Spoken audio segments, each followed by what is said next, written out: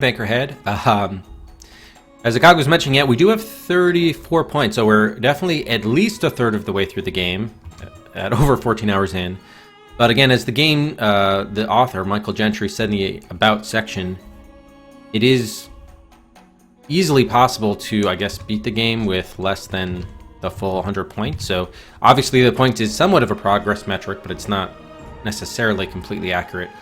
Also, we are on the third day, which, not to say all days are created equally, perhaps, but that's also just another factor to keep in mind. And we have been sort of at least decreasing our number of to-do items, at least. I'm happy about that. But yeah, we still have a bunch of keys to find, for sure. So yeah, I mean, if I had to guess, probably, like, we're on day 7 now, so maybe, I don't know, maybe 4 more. I don't know, I don't know. I've never played the game before, but 4 more streams? I don't know. Maybe we can get it done in 11 days, 10 days? You never know. I mean, we're on day 10, so maybe we're... Or, sorry, not day 10. We're on day 3, so maybe we're closer to the end than we think. Could be. Okay, we actually left off in an interesting spot yesterday. We finally were able to see... we were able to get through the secret entrance in the cellar. We were able to spy on Michael in the narrow corridor, and we saw that he moved the wine bottles and got into this sort of underground area. I don't know, it said he went to a portal, so maybe we are in a totally different area. But yeah, we got through the wine cellar to Windy Passage. This should not be a cave. Okay, this should be something else. I didn't catch the name of this room, or I didn't write it down there. We're gonna have to change that.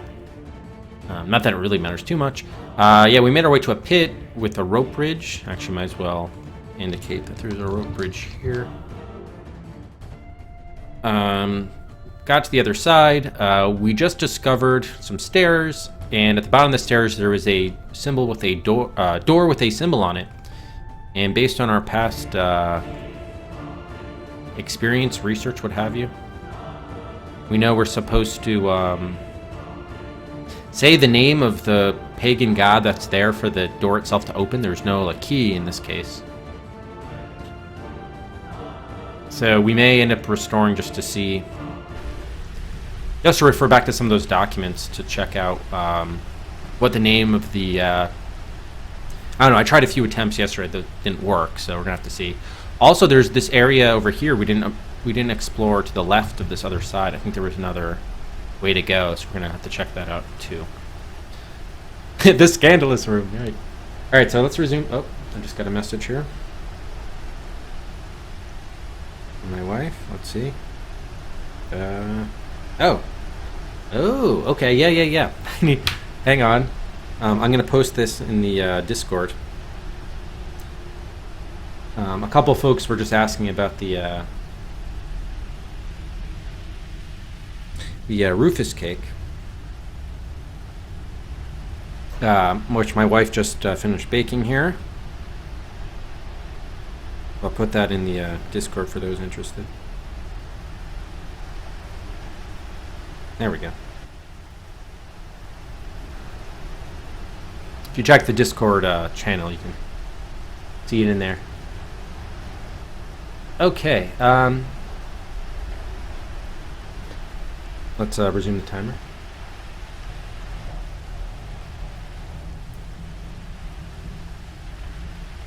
Rufus is the birthday boy. Yeah. I hope not. I hope he's not an ancient pagan Cthulhu like God. That would be problematic. Wait, buddy. He's under the desk here. It is a bone cake, yeah. Decorate outlined with milk bone dog biscuits. It's a peanut butter cake too, actually. I guess I should say that.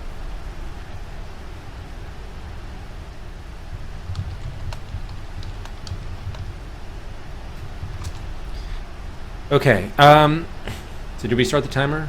No, we didn't. Yeah, we did actually. Okay, cool. And we got the cart timer going as well. Great. All right, so let's just check what was the area on the other side. So if we go back. By the way, is this a dark room? Let's see. Turn flashlight off. Nope, it's pitch dark. Okay, so we want to undo that. All right, so let's go to the Great Stairs. So they did say that there was Oh, no, yeah, we want to go back to the other side. Here we wanted to try to go northwest. There was another area. Whoa, we end up back in the crawl space in the attic, which is right here. Really? So there are a couple different areas that shoot you back out to the crawl space. So I'm actually guessing that this is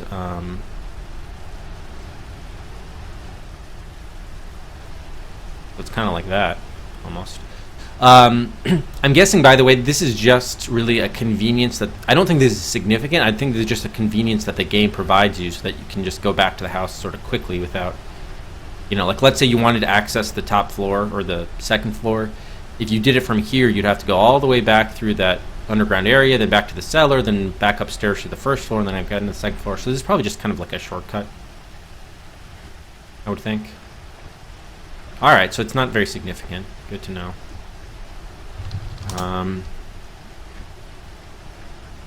Let's just get the name for mapping purposes. Let's get the name of that other room. And we can also take another second look at the descriptions just to remind ourselves. So we have the greenish gold door. Haven't we seen a greenish gold something else?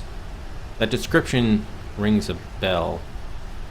Maybe there was like another door that had greenish gold, or the fireplace or something. All right, interesting. Southwest. We have the rope bridge.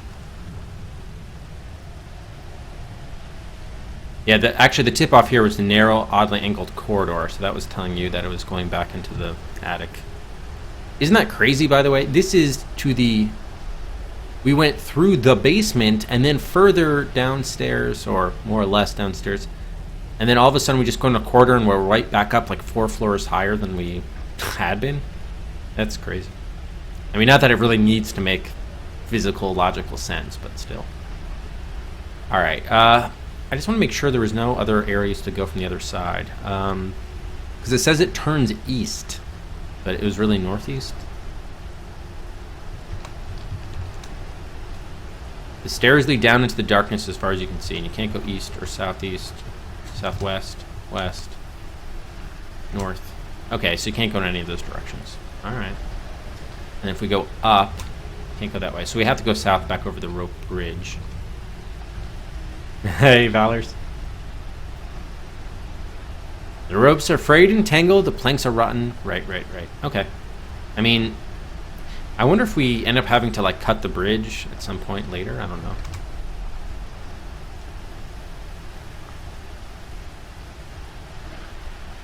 Oh, wait a minute. Was this the same description we got before when we crossed the bridge? I wonder if there's like a King's Quest 2 type deal where you can only cross a number of times before everything snaps. Should we try? Let's try that, actually. That would be good to know. Yeah, shit. Look at this. You take a deep breath and stepped out into the bridge once again. On your 4th step, the board beneath you snaps in 2. You plunge through the gap into the yawning blackness with a terrified shriek that is lost amid the roaring wind. You are only able to panic for a few moments, however, before the bone-shattering impact silences you. The wind carries the smell of you quickly through subterranean crevices, and your ruptured corpse provides a grand feast for the scuttling carrion feeders that live on the pit's stony floor.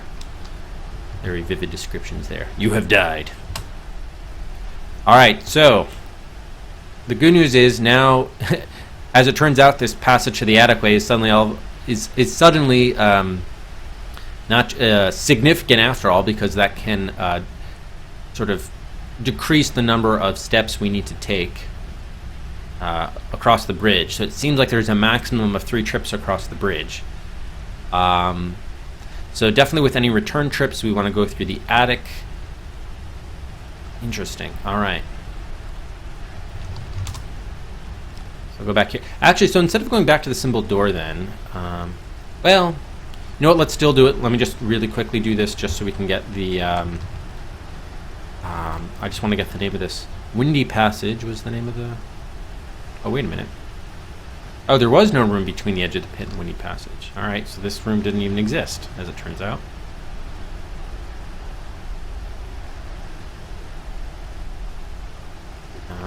One cell should be plain, yep. Okay, interesting. can bring these through down in a bit. Oh, damn it. Sorry, I get a little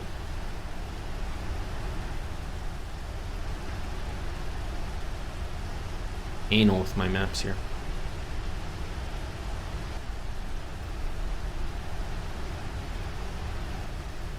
Okay. We could even, if we wanted to, suck this. Actually, now that we have room, might even go something like that. And then this goes where?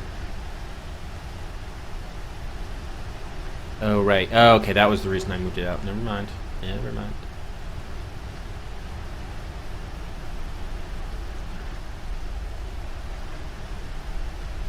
Fair enough. Oh, so actually, interesting.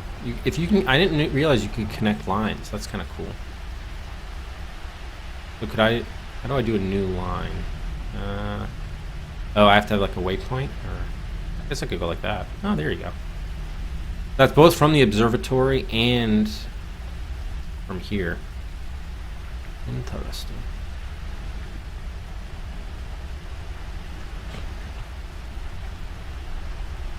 Cool. Hey, afternoon material, happy Sunday.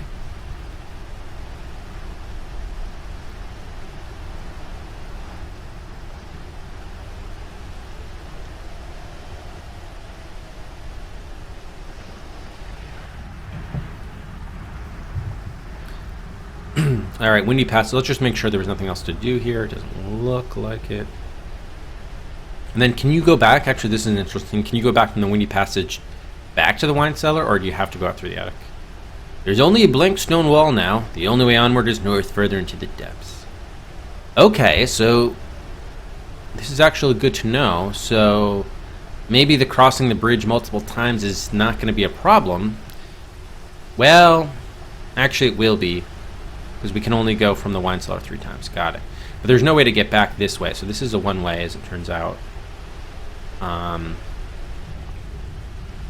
And to exit, we got to go through the other side. Okay. Interesting. All right, so before we do that, though, let's see if we can find out the name of that god. We need to consult all our documentation. So I think we were just starting to read the cryptical, looking for names here. Now, this one actually talks about the name, right? The book appears to contain instructions for traveling to somewhere called the Domain of Nehilim, and for worshipping or perhaps summoning an entity that dwells there. He who is named not, nor may that name be taught among his followers, that name which may be learned only by gazing upon his terrible countenance. The only specific details involve a ritual used to open a one-way portal into the womb of Nehilim, allowing the magician to enter or possibly throw some hapless soul into its chaotic, blasphemous depths. The ritual seems to have something to do with music and requires the magician to attune pillars to resonant harmonicae, whatever that means. So I think that's with the flute. That seems pretty clear. And we're probably going to have to play some notes, and that's when the different 7 or 8 holes that are on the flute probably come into play.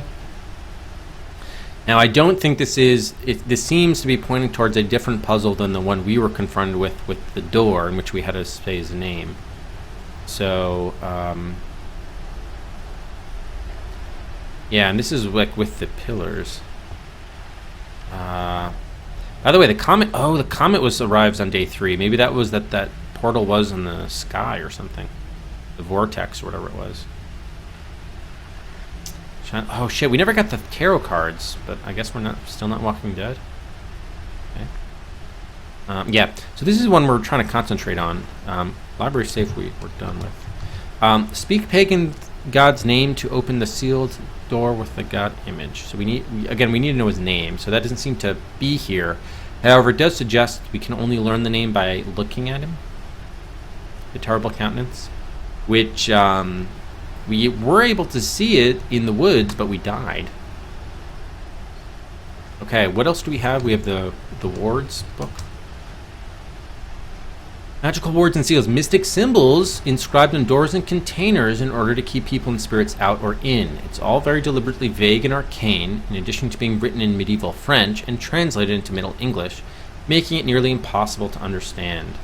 Kind of thing that got likely many a scholar burned at the stake in those days. You're surprised to find a page in this old and probably quite valuable book has been folded down as though to mark the place. The section marked discusses various methods of opening doors that have been sealed with the image of a pagan god. Speaking aloud, the deity's true name will usually do the trick, apparently. Okay, so this is where we got this clue. We should add that it's his true name, but however, it's not going to give us the name. It just tells us how to do the puzzle, but we still gotta find the answer. So to that, we're probably gonna have to consult, either the books in the library or clippings, maybe. We do have our newspaper, but I think that was only about. We should just read all the documentation we have, quickly scan it. But I have a feeling we have to go back to the library. This is about the kidnapping of Jeffrey Greer. By the way, we do have information about the whereabouts of Jeffrey Greer that we know. We discovered his teddy bear in the well. However, I don't know any authorities we could contact about it. So, sorry, the Arkham Municipal Police Department. If you provide me, did they provide me the phone number? Can I call? Oh, maybe we could call them at the real estate office. That would be interesting. Okay. What else do we have that we could consult? The album is not going to have anything. We already looked at the journal and the diary. There wasn't a name of a god there. So yeah, I think we have to go to the library now. So let's just restore where the library was accessible. Town Square. North? No, oh yeah, over the bridge, west junction, northwest, court, library. Okay, read superstitions. Freebird on the flute. Okay, so we just want to look for names of gods. I'm just gonna quickly scan this stuff, and we're just gonna look for capitalized letters that could be pronouns, which could be names. So this is about Cretius, the old man's coven. Verlac, Lustatia, we have Wilhelm. That was it. Okay. Yeah, the Indians we haven't seen as much.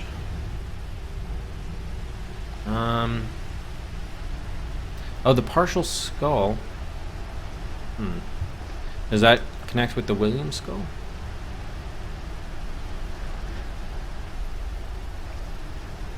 Ritual mask. Oh, crudely carved 7-holed wind instrument. Okay, so maybe that's the flute we have. Chants about bonfires. Copulations performed in honor of bestial gods. Jeez. Human sacrifice. Okay, they were known as child stealers. So the flute connects with the kidnappings. And they were star worshippers. Night sky.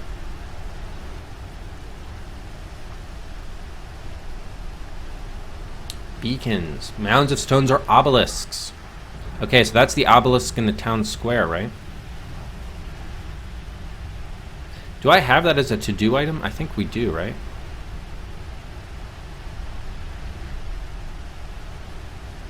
This, by the way, I don't think we need. Well, we probably should include it here, but it's like a puzzle solution, kind of. Yeah, let me just move this down here.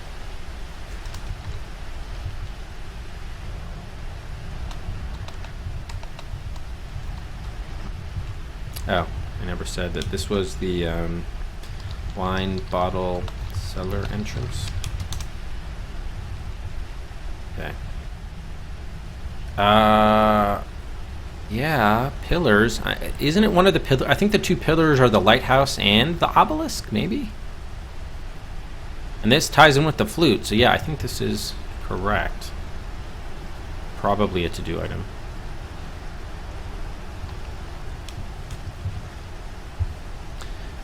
But the obelisk specifically is the beacon.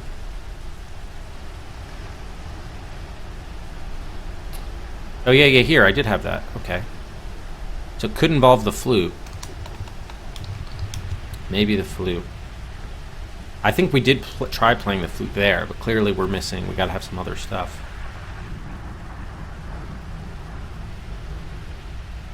And we don't know about the hieroglyphs. That's still a problem. Probably should go to that place and look at that. But anyway. We're still looking for the name of a... I guess we could try Devil. I mean, or Dark Man, right? Oh, this could talk about his true name, right?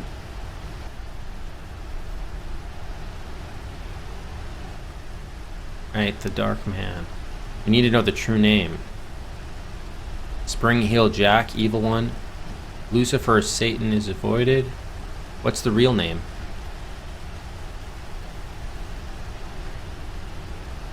Wicker Man, Black Coat with 1,000 Young.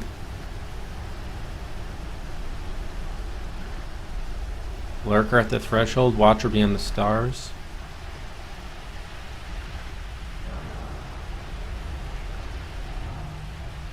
Father of Zeus. Okay, this seems to be the closest we've come here. Okay, let's have a to-do. Speak pagan god's true name to open. What was the name of that area called? I don't know, door. Symbol door, I guess we'll just call it. So here are our candidates. We have the Dark Man, Devil. Okay. The Green Man. Now again, it's the true name, so probably none of these will work. But I just want to Spring-Heeled Jack, the Evil One. The formal, is the formal name the true name? We don't know. Lucifer and Satan. Speak, Brendan. Yeah. Someone said that yesterday too. How are you doing, Miria?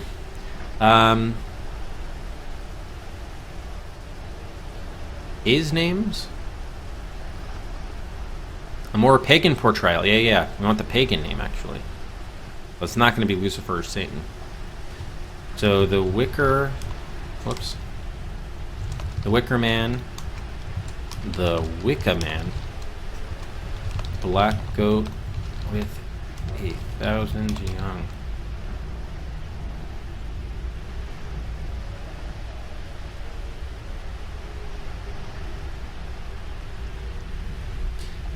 Baroque names, I don't think that's going to be the true name, but we'll write it down. Why not? Whoops. The Lurker at the Threshold. The Watcher Beyond the Stars.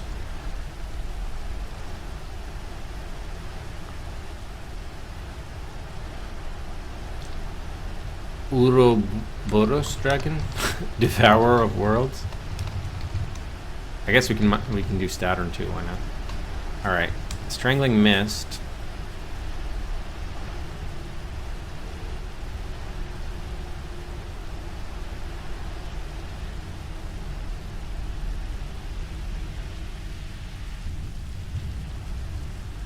Ghost Train.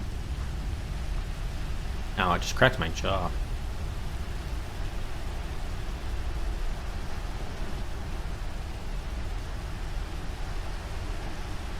Sharon. Yeah. Okay, we have to present a ticket or fee.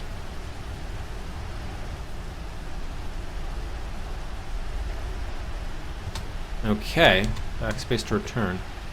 Do you think we should check out the other books? We might as well. Do we have the names of them? How did we get the names of those books at the circulation desk? Because I didn't write them down what they were, did I? I don't think we did. Where's like the card catalog? Oh, Metempsychosis was one, yeah. Alright, well, let's just try what we have. We'll do a library save here just to refer to it. Alright, so let's go back to the symbol door. And then we'll say Wicker Man. Oh, say Wicker Man to door. Say the Wicker Man to door. Say the Wicca Man to door. Say Wicca.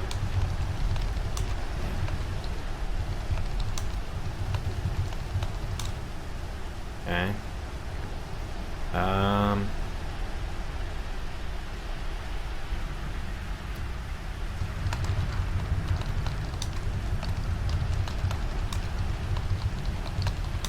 Man, I hope this is we're using the right mechanic here about speaking this stuff. Stylized open eye surrounded by wavy radiating lines. Sinuous tentacles. We've seen the eye somewhere before. Is it the red rimmed eyes? Same thing.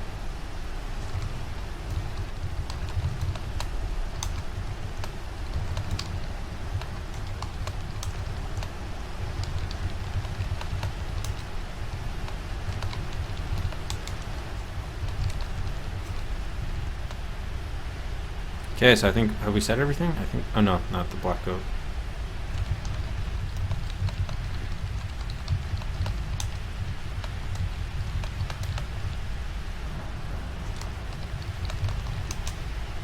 Yeah, we tried everything. Oh no, we didn't. Say Saturn.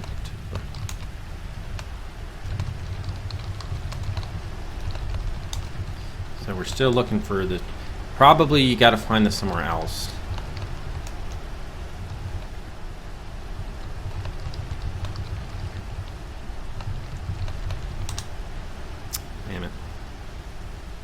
Alright, we tried everything. I think the WIT command was...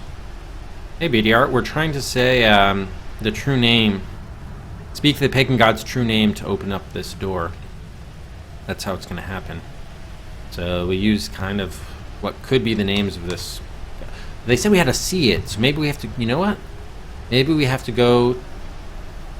I know we died when we... You know, yeah, we can't see it really in the well area because we get killed by it. Maybe we could see that. Remember that we had the tentacle monster at the Rocky Spur? Maybe that's where we have to see it. I'm wondering. Let's go over. Let's see if we can go over there and check it out. That might be an option. Oh, here's the Great Bronze Door. Yeah, I was thinking of the other bronze door. Yeah. Monster slab of solid bronze. Do we have... There's no symbol on this one, though, right? Doesn't look like it. Nope. Okay. Yeah, so what could we... Now remember, the help section said about throwing stuff in the ocean. Maybe the monster would react to it? So we could try just throwing crap in there, especially since this is just an experimental thing, to see if it would react to anything. Throw broom in patch. Okay, here, the jellyfish comes up and drags it under. But we can't see... How are we going to see its true... I mean, we can... Remember, because we're trying to gaze on the countenance of the monster to know...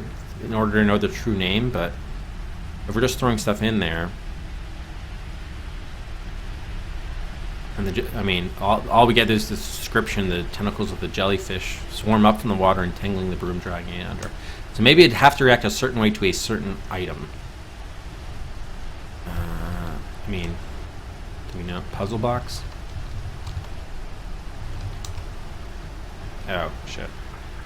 Alright, what are we holding? Here, play the flute. Throw flute in patch. And again, this is not what we want to be doing in real thing. I'm just trying to experiment here to see if we get any sort of different reaction. Yeah, literally. Anything's worth it, Akive, anything.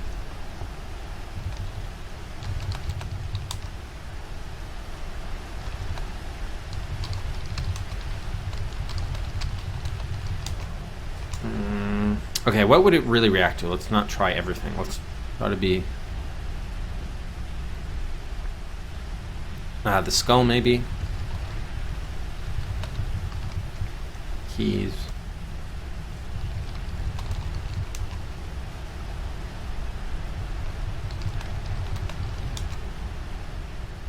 Yeah, damn it. I was actually hoping that maybe the monster would open the box for us. Yeah, he has been a jerk for sure. Letter opener, towel, album, tin. That's the fish oil, right? Maybe we should open that.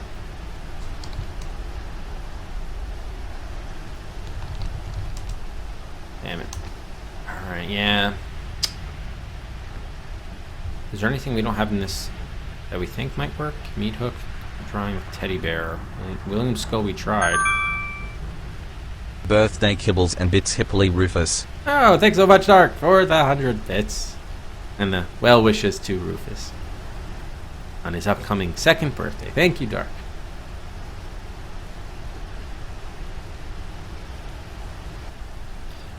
Yeah, I guess we've kind of tried everything that would be remotely. Too bad. Damn. Thanks, BDR. Yeah, it's not his birthday till Wednesday, but we have the the birthday party today, just because, you know, the friends and the dogs coming over. It's easier to do that on a weekend. Yeah, I'm not so sure how we're gonna be able to see the patch then. It looks unnatural. Deep sea or the patch or the turbulent water? Why not? It looks okay. It's the same thing. Sea is the color of old pewter, surging and shopping restlessly beneath the clouds.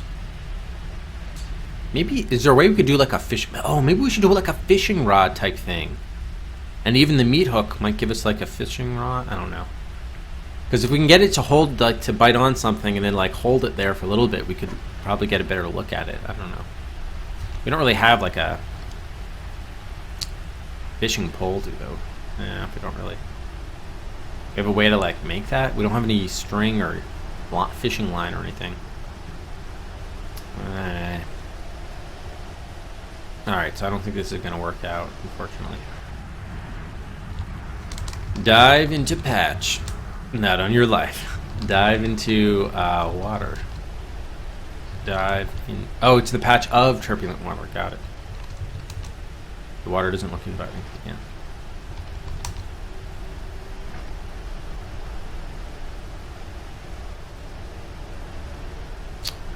Huh.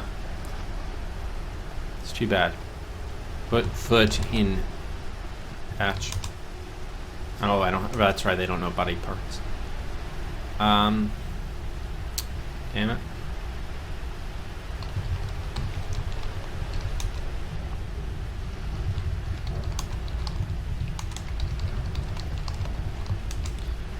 Yeah, shit. Alright. So much for that idea. I mean, it still could be, but we haven't found the right name for it still. Shit. Okay, so I'll see you in a bit, BDR.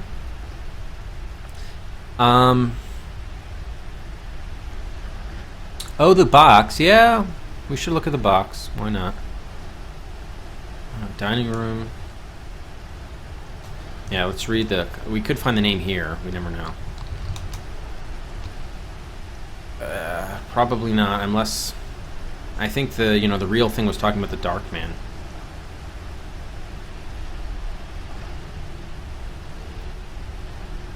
Church of Celestial Wisdom. Didn't I want to look that up in the real estate office? I think I did. Church of Celestial Wisdom. Oh, and here was the phone number.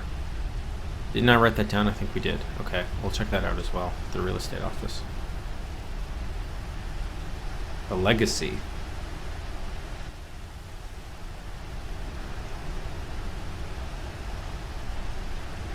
Oh. The person calls himself the Great Beast. We should try that as well.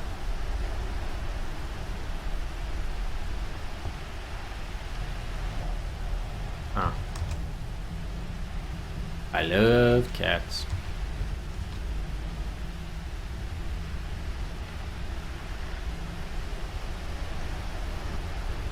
Massive aneurysm. I wonder if that's what Michael's suffering. Yep, there are the bones, the small child bones.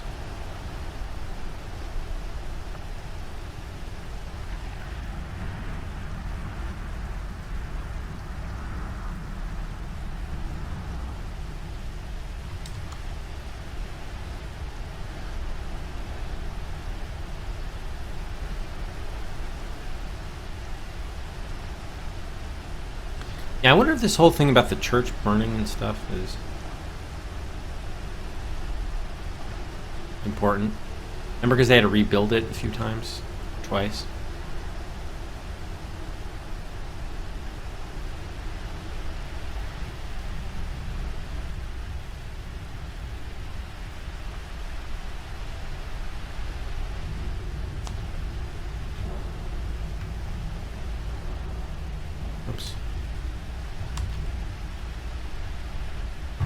Yeah, the mill. We really ought to be doing more at the mill. Damn.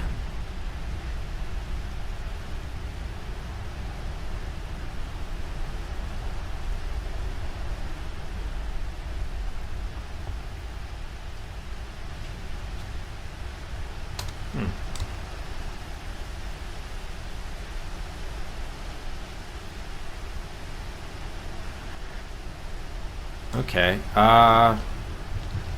I guess if we go. Yeah, let's try to go to the. Where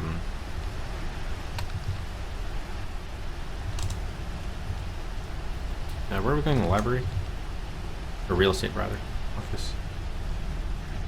Okay. Look up. What was it? Church of Wisdom? I don't find anything with the church. There's somewhere else I wanted to look up too in the real estate office.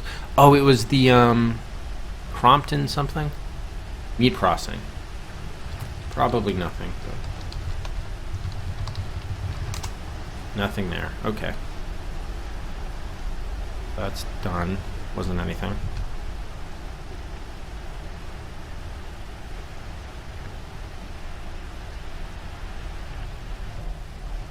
Yeah. Alright. And I guess we wanted to try calling the police. Can we? Use telephone. Dial. I'll just put dial the number. What was it? 5554 something? Here we go. Nico! 8 months of Nico Jazz. Thank you so much for the resub, Nico, and the continued support. Thank you, Nico. How are you doing today? 4362, yeah. Okay, here was the number. You start to dial up, you can't get anything but a busy signal no matter how much you jiggle the receiver. Frustrated, you hang up. Damn. So, is that because our line is busy or the police line is busy? I guess their line is busy. Shit, so we can't reach the authorities. Confirmed.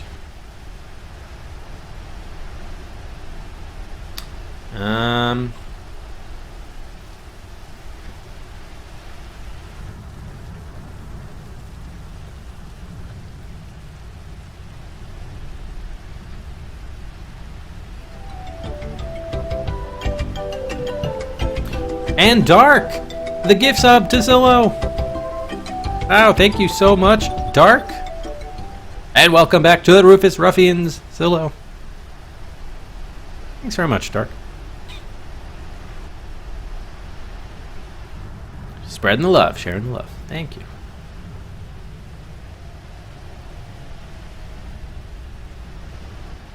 This should update too. There it goes. Cool. Okay, so what did we want to do? We looked up a few things. All right, we were trying the Great Beast. I guess we should try the Great Beast and the Legacy. Why not? At the symbol door.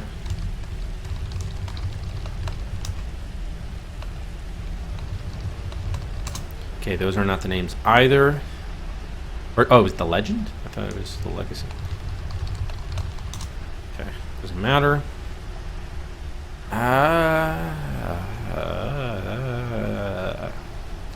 Should we try Chuckquaquat? Chuaquaquat. Damn it. Chuaquaquat. So we're still looking for the name of this thing. I don't know how we're going to find the true name. Maybe we have to look at it somewhere else. Fuck. Alright, so there's one thing we could do, which is maybe the game intends for you to encounter the puzzle, but it's not solvable yet. And furthermore, the answer, because it's not solvable yet, we're not going to find it out if we restored an earlier point. So maybe we should just try from this point going back out through the attic. Because this could lead on to other areas we're not ready for. So let's just go back to the house in the attic and see if we can... Maybe something else happens. Like maybe Michael went back this way too. You never know. So I guess if we just kind of look around, like did anything else happen? I don't know. Oh. So like if we go back into this narrow corridors, like is there any else things we can see? Is Michael back in the house himself, or did he go somewhere else?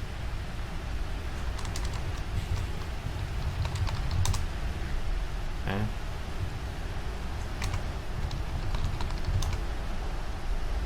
No. North.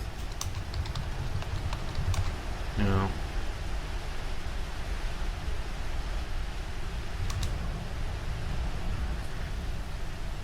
Rumpelstiltskin, what? Oh yeah, oh that could be the name. Ingva program or whatever. Yeah, that would be awesome, okay. I hope I'm using the right. I hope the problem is that I don't have the right name and not that I'm just using the wrong syntax to try to speak the name. Because they don't let you say something in just out loud. You say, "Oh, talking to yourself." You actually have to direct it to somebody, so I'm directing it to the door, but I hope that's the right syntax.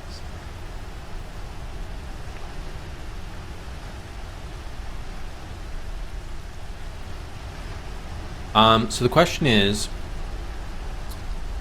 shards. Yeah, comedy. Oh, it's coming tonight. Okay, so it's not here yet. Interesting.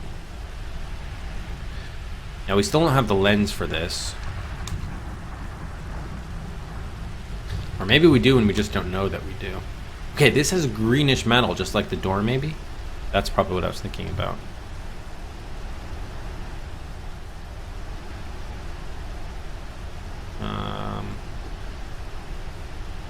Oh, here's the telescope, yeah.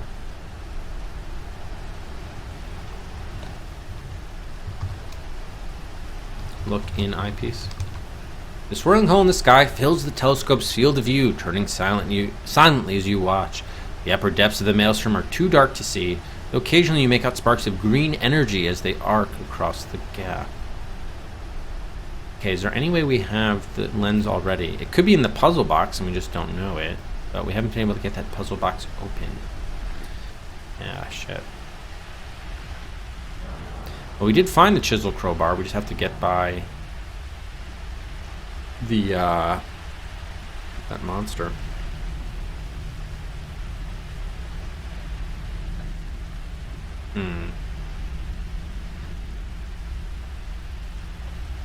Been trying to interact with the tentacle monster. Okay, we did discover the cellar secret entrance. That part is done, actually.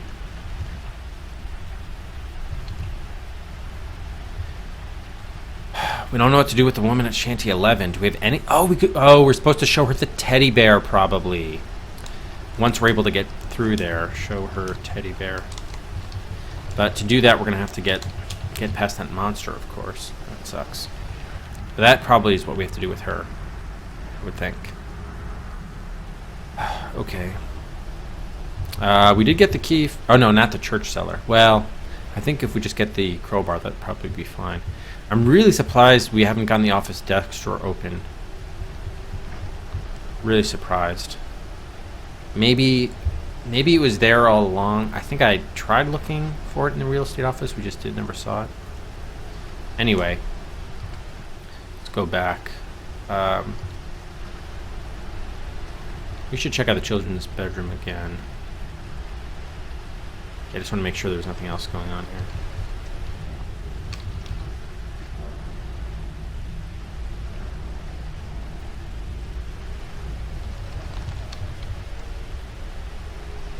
Okay. So I just want to see if anything else happened here.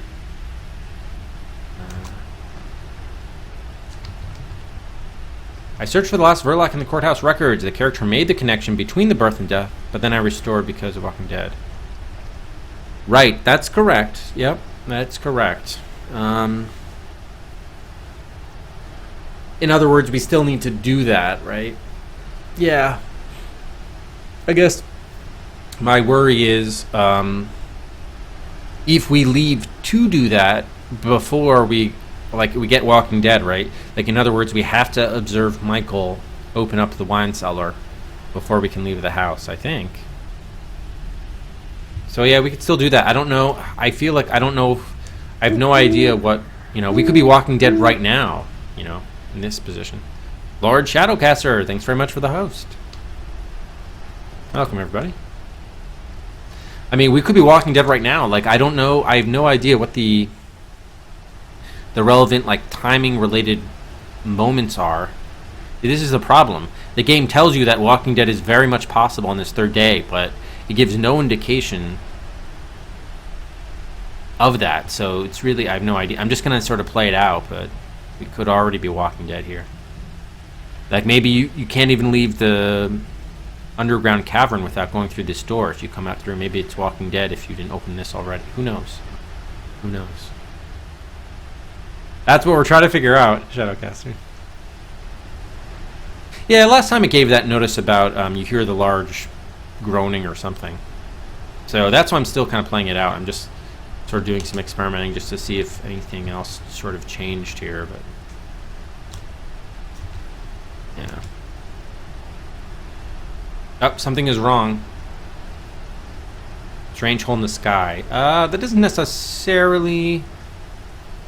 Yeah, maybe as soon as we leave the house are we dead, Walking Dead? Or is that just an indication... That could be okay. That just could be signaling to you the thing in the sky. Yeah.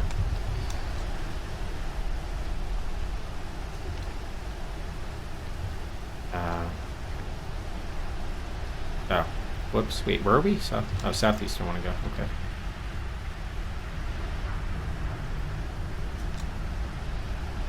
Riverwalk. Town Square. Okay, so here we can...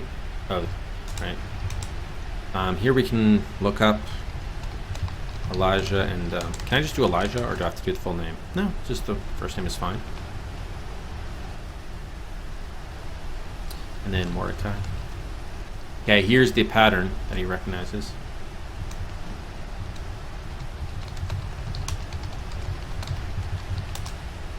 Okay, so now the character knows that, which was to your point, Nico. I wish I had that, Billy. What were you playing, Shadowcaster? My lord, my lord. Alright, so we could do a 34 town save. Again, we could be Walking Dead here already, but just want to see if there's any... Okay, the orderly, we still have that problem. We still don't know of anyone who's been, is a current patient there.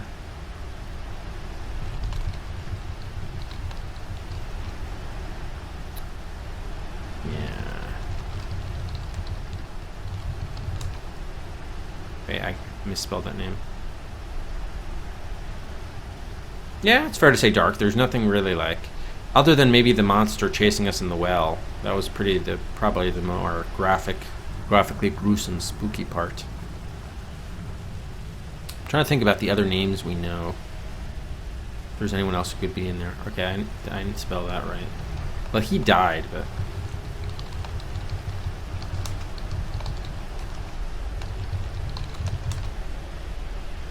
Okay, I think if you just say, this is interesting actually. If you do a name that the game doesn't recognize, it says you can't think of anything to say. But if you talk to about a name that does recognize, he says wouldn't know. So what that really just tells me is maybe Biedermeier we don't have to actually use in the game. So the same thing could be true about this Chief Chua Quat. Okay, so we probably don't need to know that name either. What I'm getting from that. Oh, nice. I think Chico was playing that too. Fist of the North Star, Ken's Rage. Nice. Congrats.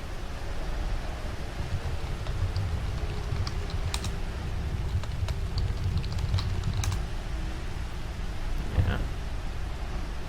We gotta find someone who's here. Maybe if we showed Jeffrey Greer's mom the teddy bear, she'd go, so... She'd be so distraught that she would be committed to the asylum in the same day, and then we could visit her. I still don't know who's even here that we want to visit. That's the other problem.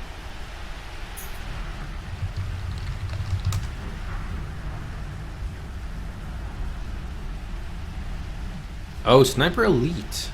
I think Sting played that one, yeah. And it has like there are two sequels to Sniper Elite. Yeah, exactly.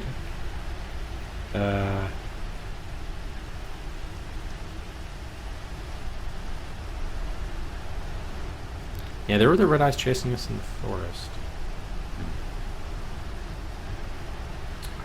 Okay. Yeah, so I think we still don't know the name for this.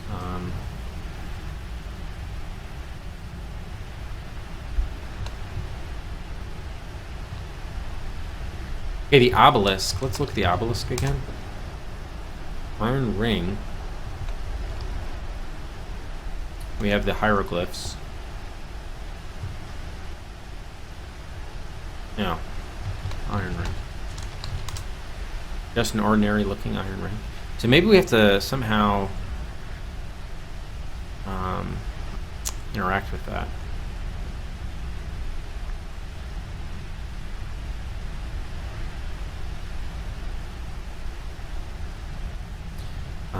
Hieroglyphs. Yeah, we saw this before. Yeah, I just wanted to get a second look at it to see if they changed at all or anything. Playing the flute still doesn't do anything. Waitley Bridge. Narrow Street.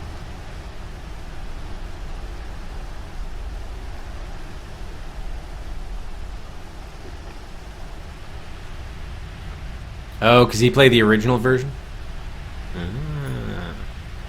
Yeah, I know he wasn't a huge fan of it. For sure.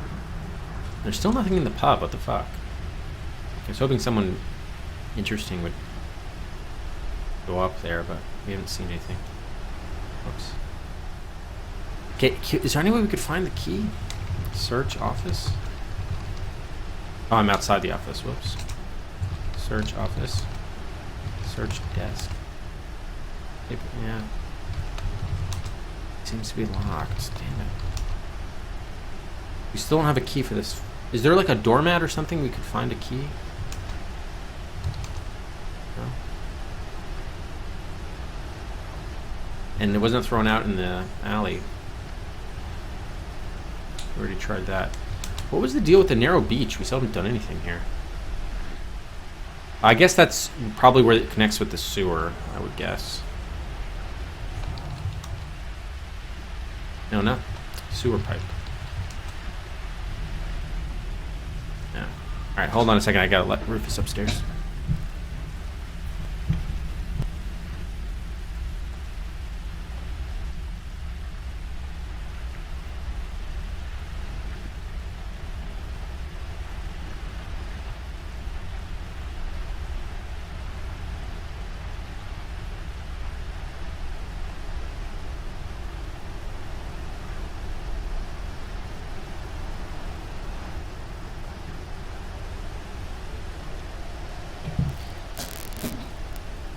Bled like you.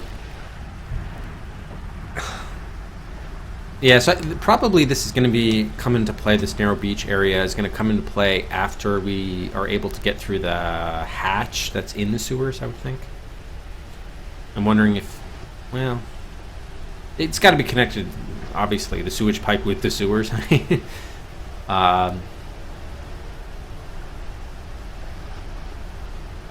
We can't put anything in the pipe, and we can't enter the pipe, so, and there's nothing to look into the pipe. Yeah. Can only see a few feet in there, so I don't think there's much we can do at the moment.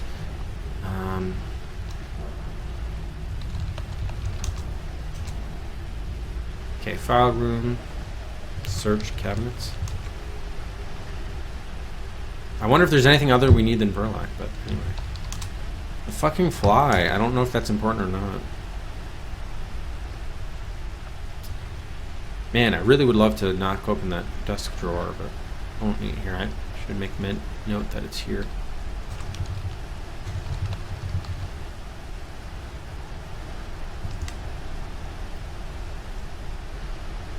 No, I didn't mean to go there.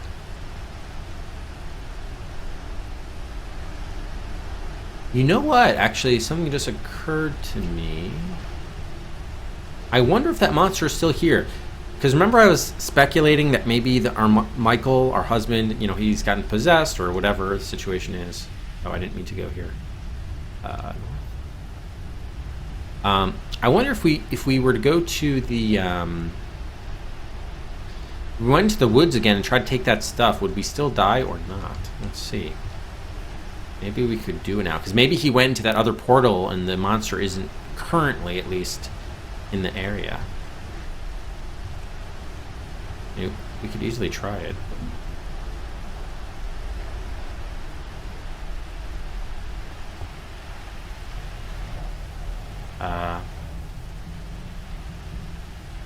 Worst case is it just shows up and we restore, so worth checking out, you know. Okay, southwest slaughterhouse.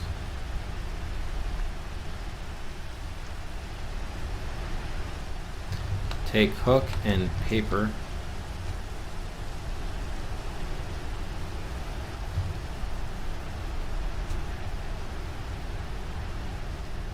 Okay, so if we go back, do we hear it?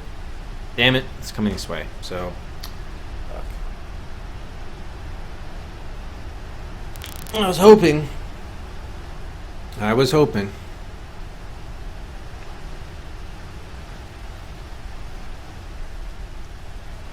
Is there any way, maybe we don't have to kill, or hide from the monster, or kill the monster. Maybe there's a way we could get around the monster, I don't know.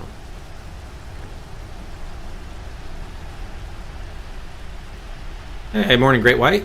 Not really.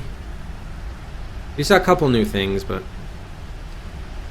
not any notable progress, I would say, since the end of the stream yesterday.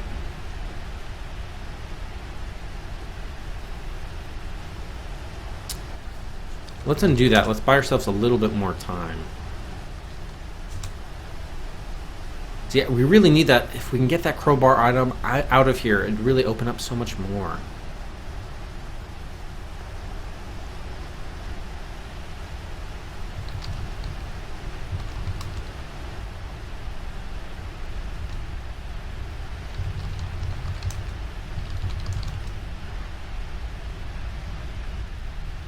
Yeah.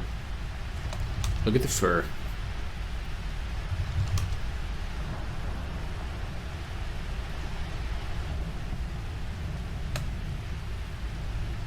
Is there any way we can get out of this area without having to trigger the Cthulhu monster?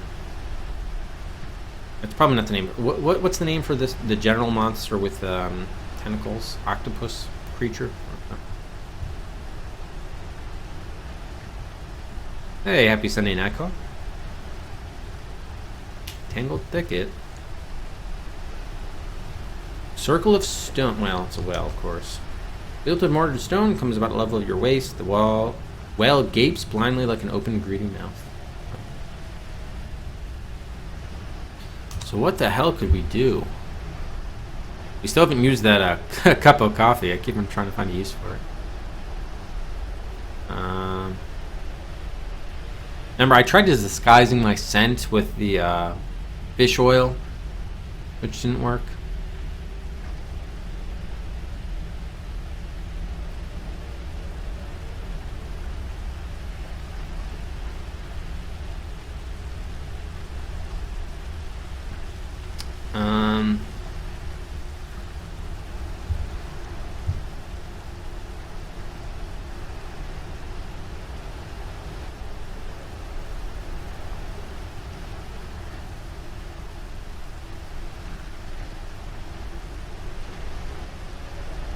It definitely seems like hiding in the well is a step in the right direction, but how do we prevent the problem is it smells us. So I do think it is scent related. Like, I mean, seems like a reasonable inference. The only thing that we have that smells though is the fish oil. We tried pouring it ourselves, which did not work. Could we apply it on something else to cover up our tracks, not us directly? Maybe the plywood? They always say it like you're making a mess.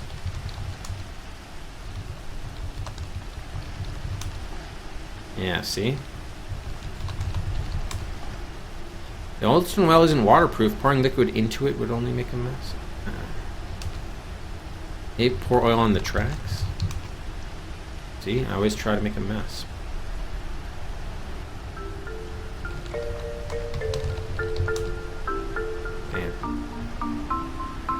If we go east, that's when we trigger the Cthulhu guy coming.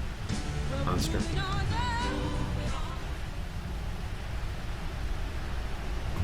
Alright, so buys are open. Nico, 3-4, Dylan Dog. Moves out of Twinson's Odyssey, Star Trek Final Unity, and Below the Root up to V8. I call Cruise for 8 Corpse, moves out of Wayne's World to V42. And Silo 3 for first in the first degree. Moves out of Police Quest Rama and Down Under Dan to R17.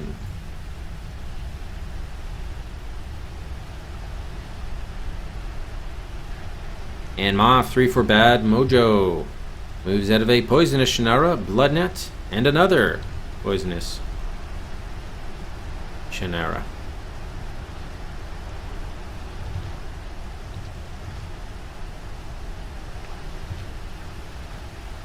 Up to V2. There we go. Alright, thanks everybody. I guess we'll do a last call now. Oh, wait a minute. One slot by, that's incorrect. What was it? Okay, so it should be 61.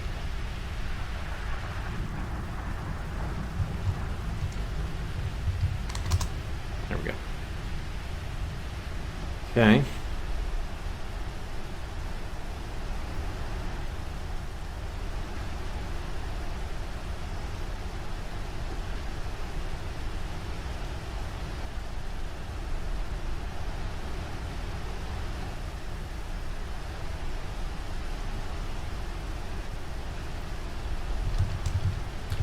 Yes, by the way, we'll be able to go for another 2.5 hours for today's stream. Before I gotta get ready for the Rufus birthday party. Huh. Okay, so I guess I'll give one final look to all of the areas here before we trigger the monster. How can we prevent it from killing us? We have bricks, stonework, miasma. What is exactly miasma? I mean, I guess it's just like a general like feeling or aura is what I would guess based on the description. Oh no, it's a smell. Okay, it's a highly unpleasant or unhealthy smell or vapor. But it still smells us. That was clear because it got angry. It smelled and got angry. Maybe whatever we have to do before we get into the area. That's possible, maybe. Should we try doing something to us before we enter the area? Like cover ourselves in mud or sewage, actually.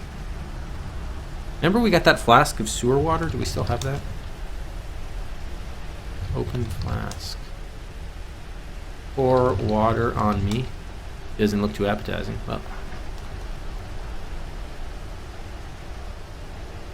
that's exactly the point. I don't want it. I don't want to be appetizing. Damn it.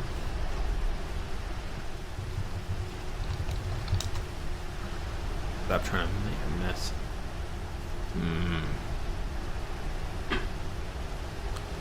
It's in sewage. Oh, thank you, Moff. I appreciate that.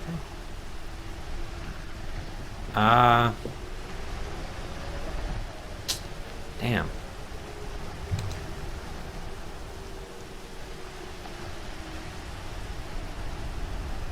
Circle of plywood. Yard across. I want to make a mess. Dirt floor. Are large. There's nowhere else for us to go. East and south are the only exits. And if we go east, we triggered the beast. Yep, we just triggered him. Something to the east. There. Yep, okay, then we die. Which I didn't actually want to do. I wanted to I just wanted to see if you could actually go east of the slaughterhouse, but whatever. We're back in the town square.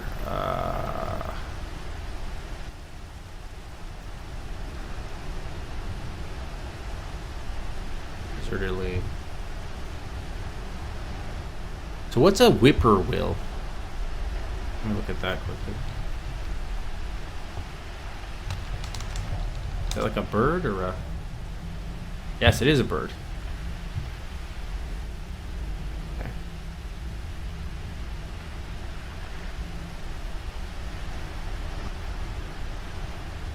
Yep, that's we just had that happen in VDR, the octopus creature. Monster.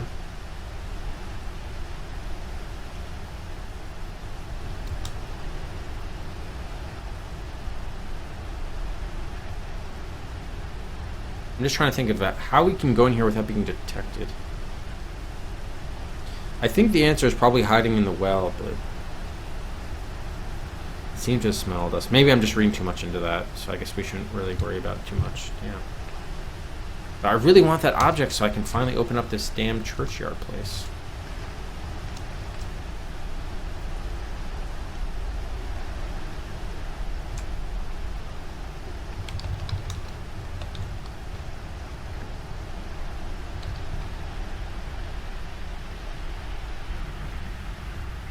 Steeple.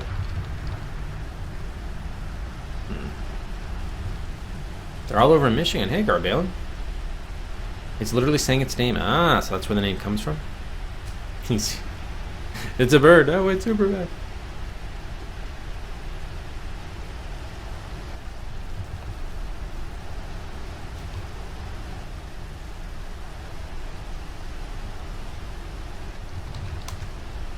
Yeah, we have... Just want to get that item and break it. Damn. Your sub button is back? Wait, meaning that's giving you the option to sub again? Or to, like, renew the sub? You can do it every... Oh, wow, that's a bad bug. You can get all sorts of Cedrics there. Earth. Yeah, that's crazy. You better make sure it's not charging you for every time. I don't think it is. Thank you again, Earth, for the support.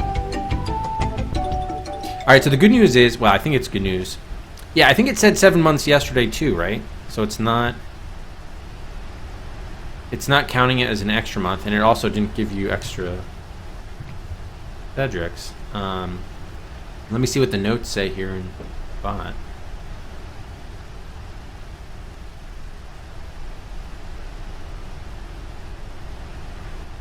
Yeah.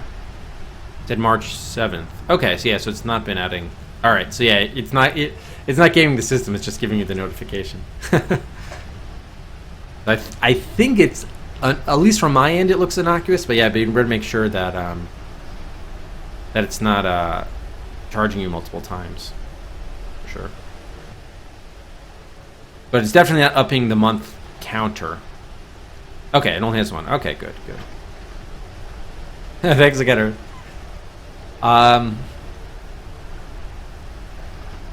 Yeah, shit. So we can't do anything there.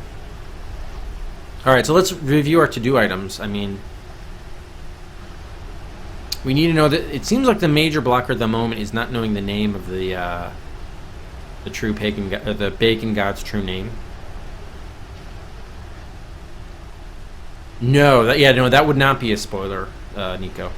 So if I have the right idea for a puzzle solution or something, but the game is just not... I mean, yeah, just make sure that I'm intending the intended solution, but the parser's just not accepting the word choice. Yeah, that would not be a spoiler. Yeah, maybe, because remember, I was wondering aloud whether, say or speak to, X name to door was the right syntax. So yeah, no, that would not be a spoiler. If I have the puzzle solution in mind, the game's just being particular about the way it's not a spoiler. Right, yeah. No, that wouldn't be... As long as it's very clear I'm trying to do what the game wants me to do, I'm just not using the right verb. That's not a spoiler. Syntax. Maybe I should, instead of calling it cellar, let me call this trapped. It doesn't matter. I'll just say trapped door here. just so we're not confused with the attic cellar or the house cellar door.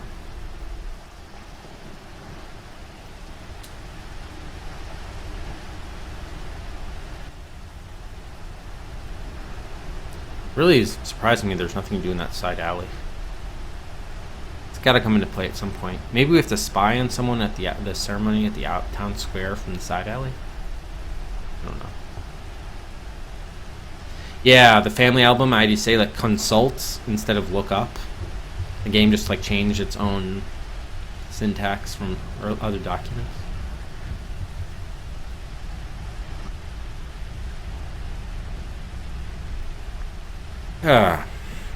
So if I can get that crowbar out of the meat hook, whatever, out of that woods area, we could probably open up the broken tunnel hatch. We could open up the coffins. We could get into the church basement.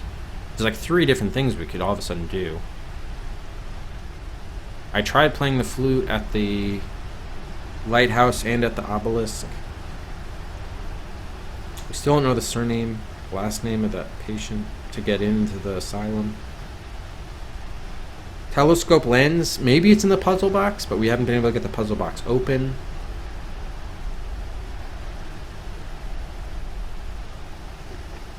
Oh yeah, right now we're not Walking Dead, right? Or are we? Maybe we are, I don't know. I've spent a lot of time since we got into the wine cellar secret entrance doing random stuff. I don't know if it's time sensitive at the moment or not. Oh, right. Yeah, dead end in the slaughterhouse. Yep, that's true. So we could still, theoretically, we have the items that we need to get around it. So yeah, maybe we should continue focusing in that area. Good point. This water patch. I'm just reviewing just to see if there's any other areas we could make some progress, but paper mill gate. I mean, it could be a key or it could just be getting through. Yeah. All right, so let's go back there. I think you're right. That's like the biggest thing that we found that could potentially make progress. Down the road. The question, oh no, I see what you mean. Yeah. So we're not Walking Dead as soon as we enter there, so we don't have to do anything before then.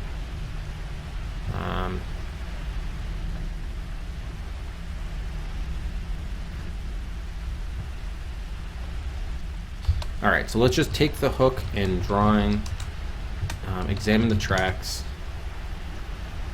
We can go down the well and then just like kind of save. Just because we've done what we needed to sort of do. Search bones, take there.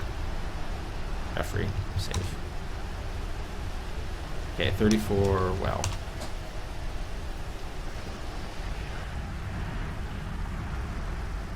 Alright, so let's go back to that area on the map.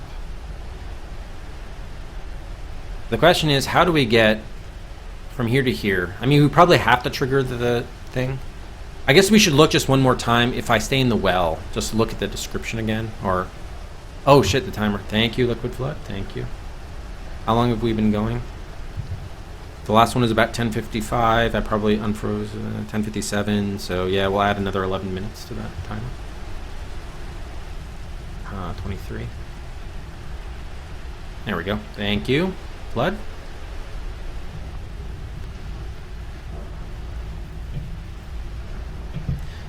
Okay, and oh, actually, the raffle timer told us. Yeah, it was about 11 minutes. Because I did restart the raffle timer. Okay, we have the save in place. It's kind of pointless to trigger another death when we can just sort of look. If I copy this text.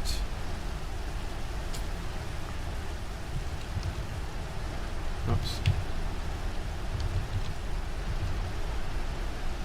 And then we just look for, it seemed to like, is something like anger or snort or something.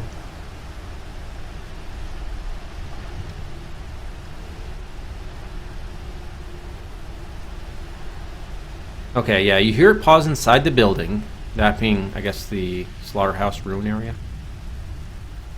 its hide slithering loudly against the brick walls as it moves about. There's a horrible wet snorting sound as if it were trying to pick up a scent, then an unspeakable, inhuman grunt of anger. So the game description seems to indicate that it's sort of figuring out what the situation is, and then it smells in the air, then it smells you, and that's when it gets angry. So I think I am correct that we got to cover up our own scent somehow.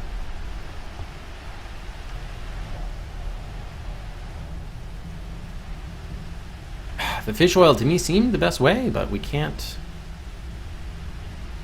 There's no way we can like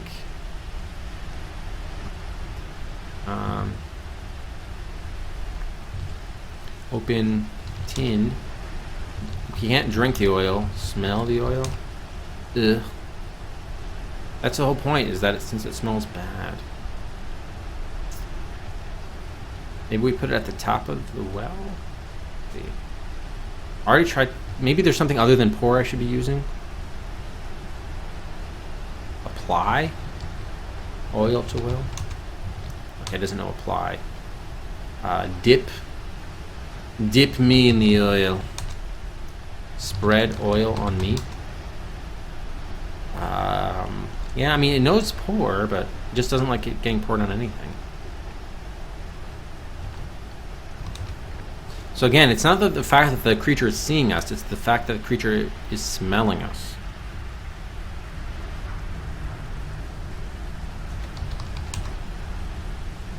I do believe.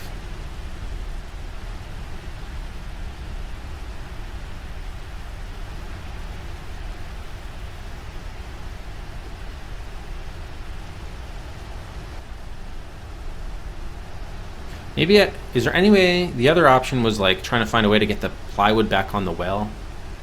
But no, then it very much, I tried to do that. It said, why would you bother to do that? Yeah, so I think we do have to cover our scent. That's the one clue the game, I think, is giving us. So maybe we have to pour the oil on something else that's in our inventory. That could be, right?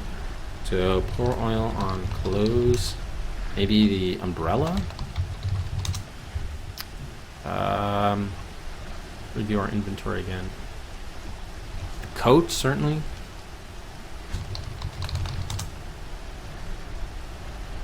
Oh no, right, it doesn't like that. Yeah, we tried that. The cup. Yeah, mix it in the coffee. Pouring fish oil to make a mess. Can we pour coffee on me? You take one sip and nearly gag off full stuff. I didn't say sip, drink it. I said pour it. Does it think pour and drink are the same thing? Damn it. Maybe we should pour it in the flask? Pour oil in flask.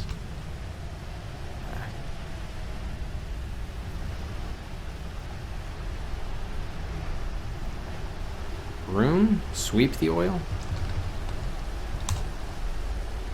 You dip your finger in and come up with a small glob of pungent fish oil. Oh, geez. I don't know, rub oil on me now that I have it in my finger. Not knowing what else to do with it, you wipe it off the leg of your pants. Okay, that could be good. It's kind of what I wanted. I mean, do we smell bad now? Yes, you detect an unpleasant fishy odor, which unfortunately is probably coming from you. That's good, I think. All right, let's try it. Let's see if this is what we need to do. Okay, now it's coming this way. We triggered it. Now let's go. Let's hide in the well. Go down. Okay, it's right outside the slaughterhouse now. And we're in the well. I mean, we can just kill time to see what happens. Ah, damn it. It wasn't enough. Unspeakable inhuman grunt of anger. Fuck. So it's still going to kill us. We got the same message. So we were successful in getting us to smell, but it wasn't enough to... Maybe we have to repeat that process several times. Maybe like we're somewhat smelly, but not enough to cover our own natural scent, human scent? Or maybe we have to mix it with other smelly items. I don't know. Either one of the two could be possible. What happened to our notepad? Did that whole thing close? What the hell?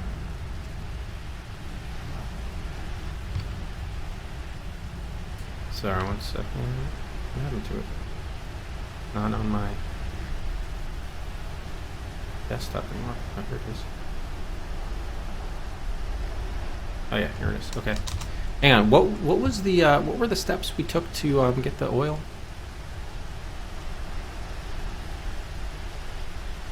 Sweep. Oh, dip finger in oil. Okay. I put sweep oil. Not knowing what else to do with it. So let's just confirm. I mean, the inhuman grunt of anger. I think it's going to kill us.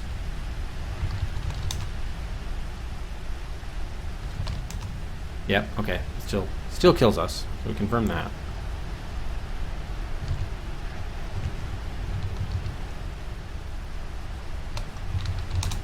So let's go back to in the well. So open tin, sweep oil again. You already have some on your finger.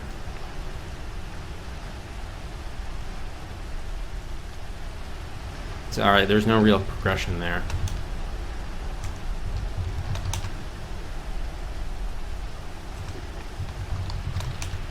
Smells of the sea. So we do stink.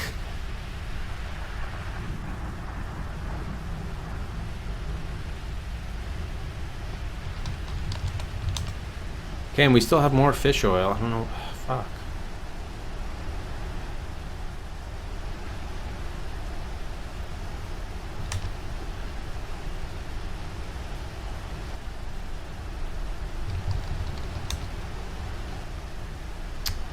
Fuck, man.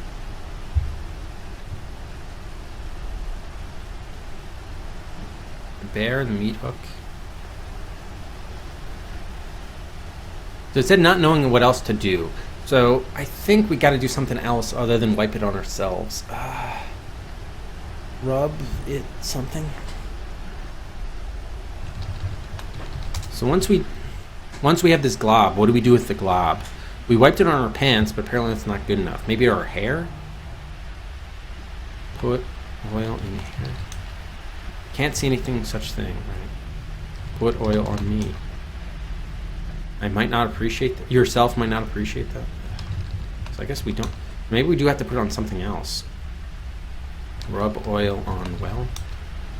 You rub the fish oil onto the old stone well. Okay, that might. Oh, maybe that's what we needed. So instead of pour, it was rub. We'll see, I guess. I don't know. Okay, it's coming this way.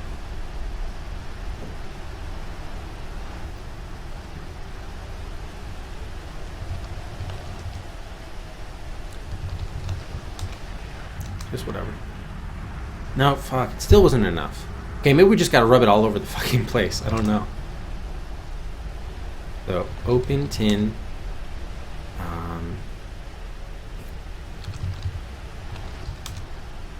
Okay. Rub oil on me.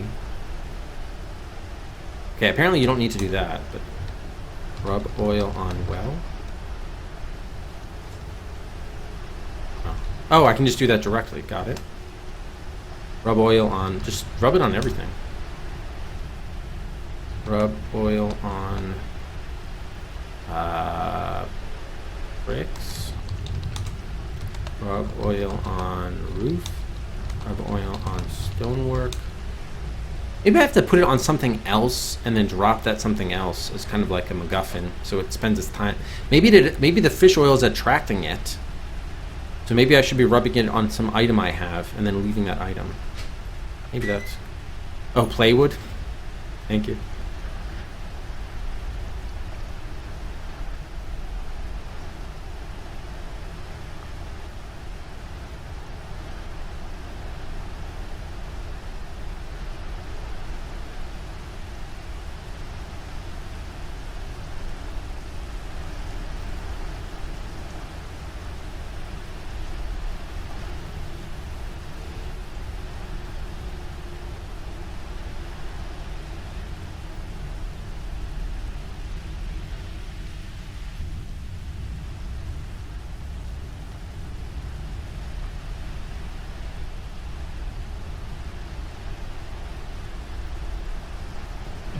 Okay, we'll try this.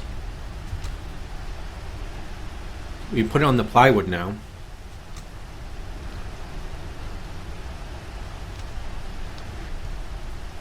Nope, still has a run of anger. Shit.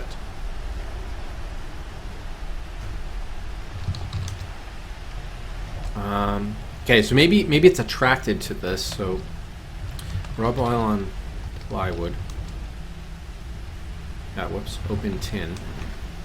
Rub oil on plywood. Now we still can't move the plywood, right? Yep.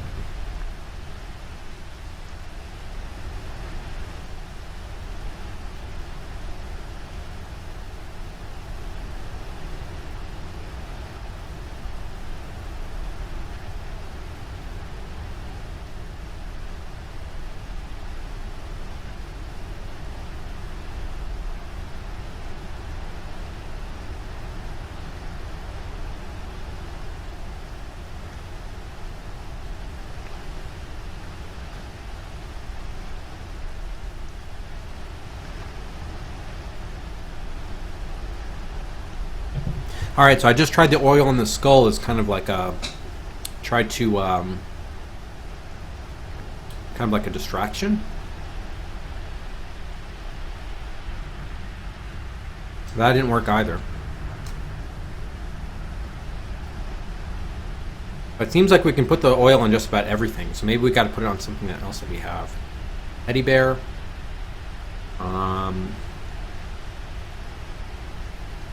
I tried the skull. The towel, mate. Oh, it could be the towel. Whoops. Open tin. Rub oil on towel. Onto the towel. Rub towel on me. Rub yourself briskly with the towel. Okay, they didn't really explain that, all of a sudden I stink to high hell. I smell nothing unexpected, even though the oil's on the towel. It smells a bit mildewy, even with the oil. Oh, okay, so apparently the oil on the towel is not part of the answer here.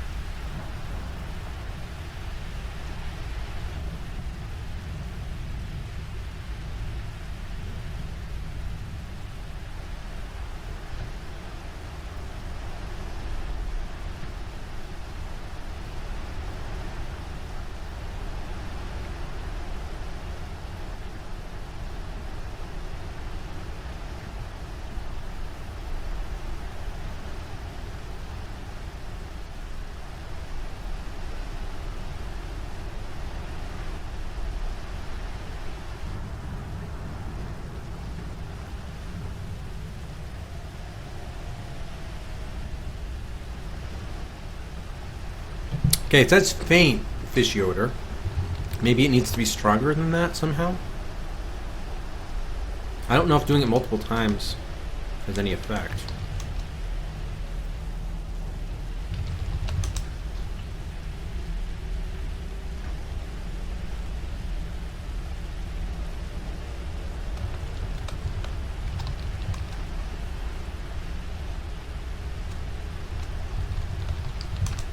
Nah, still faint.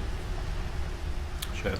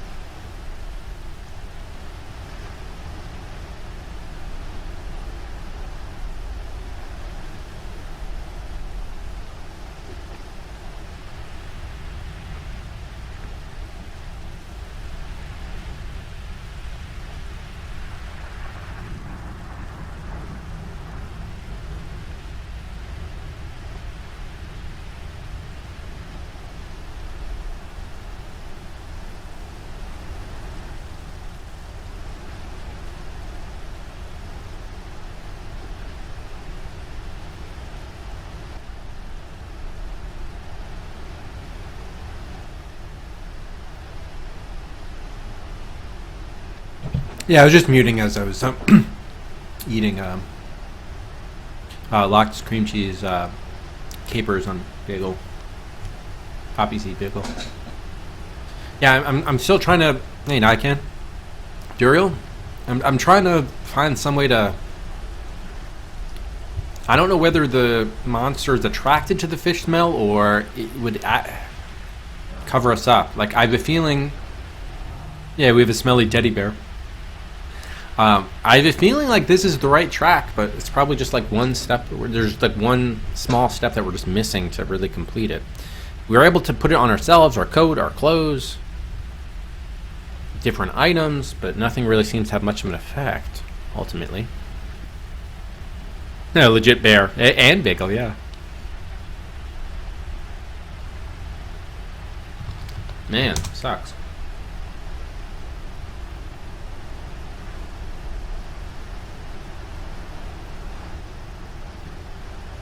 I thought the towel would be kind of promising, but no. The bear, I think I need to show to the mother. Throw bear. Okay, it's the same as taking it. Or dropping it, rather. I mean... maybe he's gonna be pissed that... oh, man. Drop the bear. Coming this way. Go down to the well. No, still angry. Fuck. All right, so I may be very. I might have to ask for a hint here, which sucks because it's possible maybe the oil is just making things worse. But again, we don't have anything that's smelly, unless we have like mud or dirt. Is there any dirt here that we could grab? Mud. That could be a way to disguise ourselves. No, there's nothing. There's dirt here. That's just the marks. Rub dirt. Damn. Nah, it's not an option to get mud or dirt.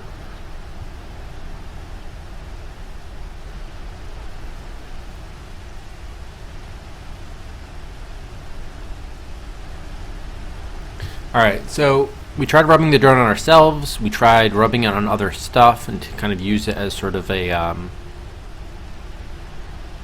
like a distraction for it to go after the thing that did smell like fish.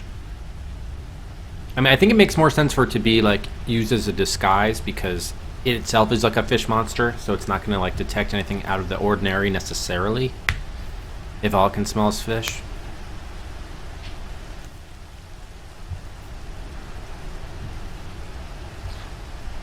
What other ways could we apply a scent to something? We've applied it to stuff there, we've applied it to items, and we applied it to ourselves. Nothing's working. I mean, the other option is we just open a tin, drop the tin here. Maybe we tried this already, I can't remember. And then go like that. I can't imagine this would work, but... no, okay, it did not work. Alright, yeah, I think I'm gonna have to take a hint about how to... It's possible I'm just using this thing where it talks about the scent. Maybe that's not really a clue at all. Maybe the solution here is entirely different. Doesn't involve sense of smell. With the fish oil, it could be something else entirely, but... you have a hint? Alright, yeah, we'll go for it, Nico. Man. Thought we were onto something there, but doesn't look like it's working out.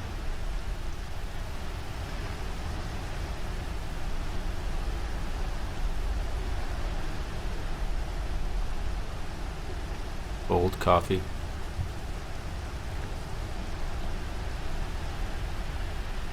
It's possible I'm not even really supposed to be in this area at all right now. I don't know.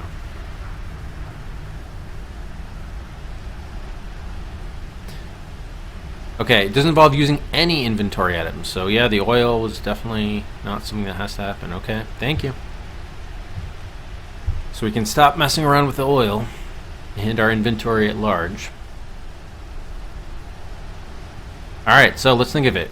as soon as we try to go over here to the slaughterhouse, that's when we triggered the beast. We know if we continue moving that direction, we die.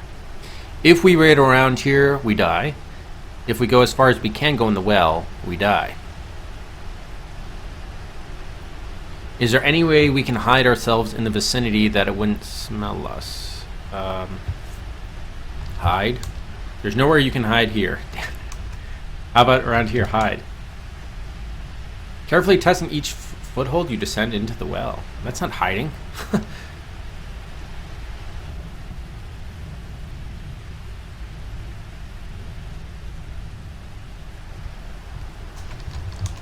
There's nowhere you can hide in the ruin. But they say we can hide in the old stone well in the well?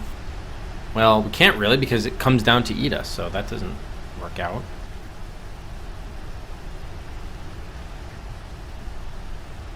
Are we supposed to encounter it in some... The problem is as soon as it enters the area, it immediately kills us, so we don't have any time to interact with it.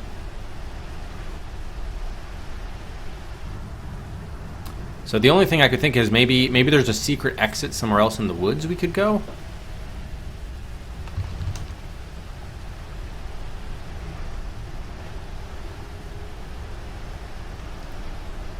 It's in every direction except in the north. Even if the woods weren't so singularly uninviting, the underbrush is too thick to wade through and there are no paths. I'll make a path. Goddamn.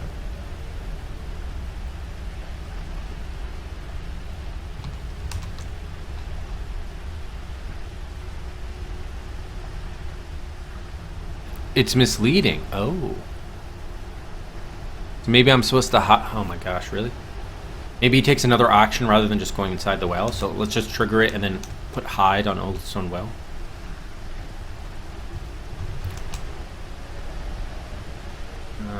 No, it just seems the same.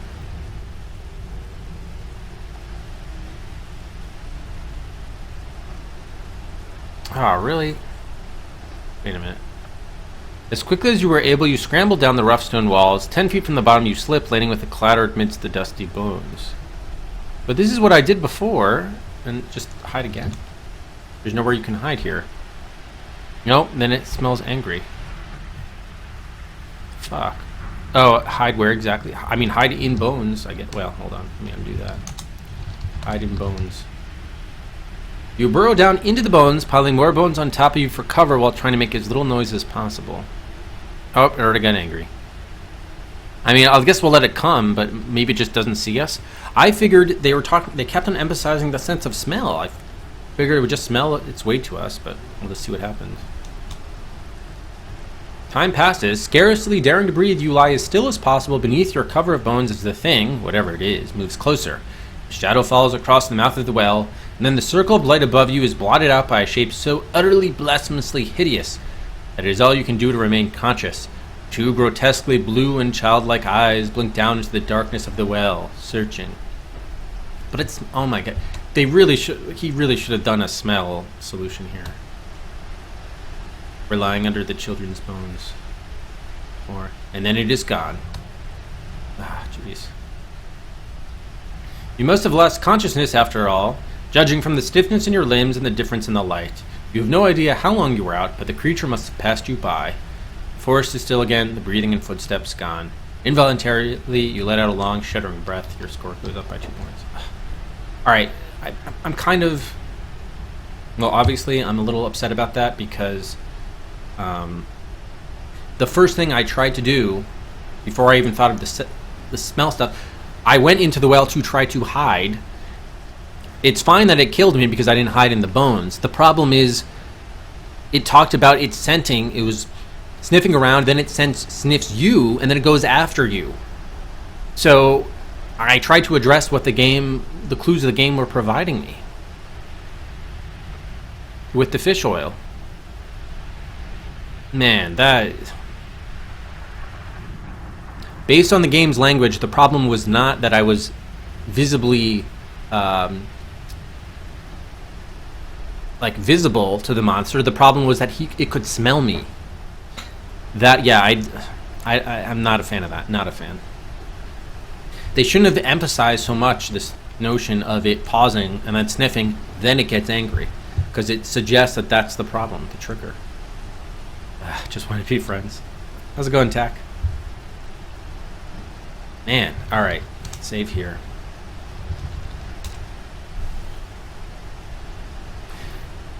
Now, we did see the monster, the blue childlike eyes, but we still don't know its name.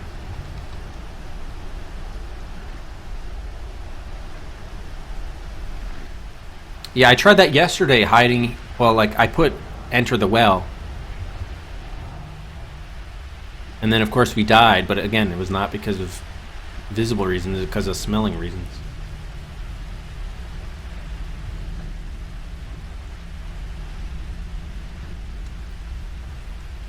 The bones fall away, clattering loudly as you stand up. Alright, now at least we have some items. Hopefully we can get out of the forest now.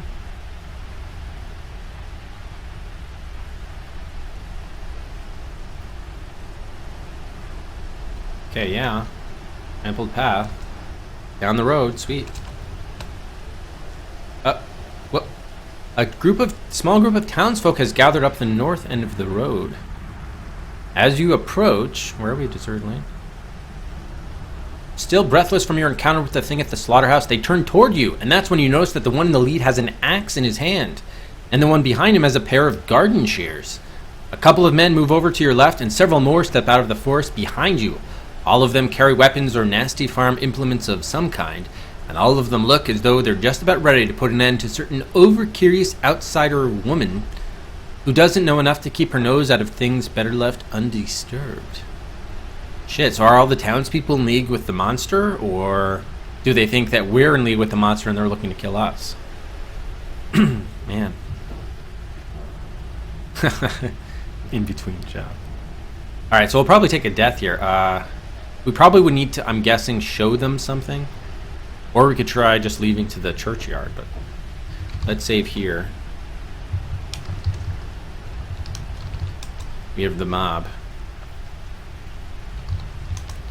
These men look quite serious. They will cut you down with no more emotion or hesitation than they would feel gutting a fish. The townsfolk shuffle a bit closer, raising their weapons in anticipation of the kill.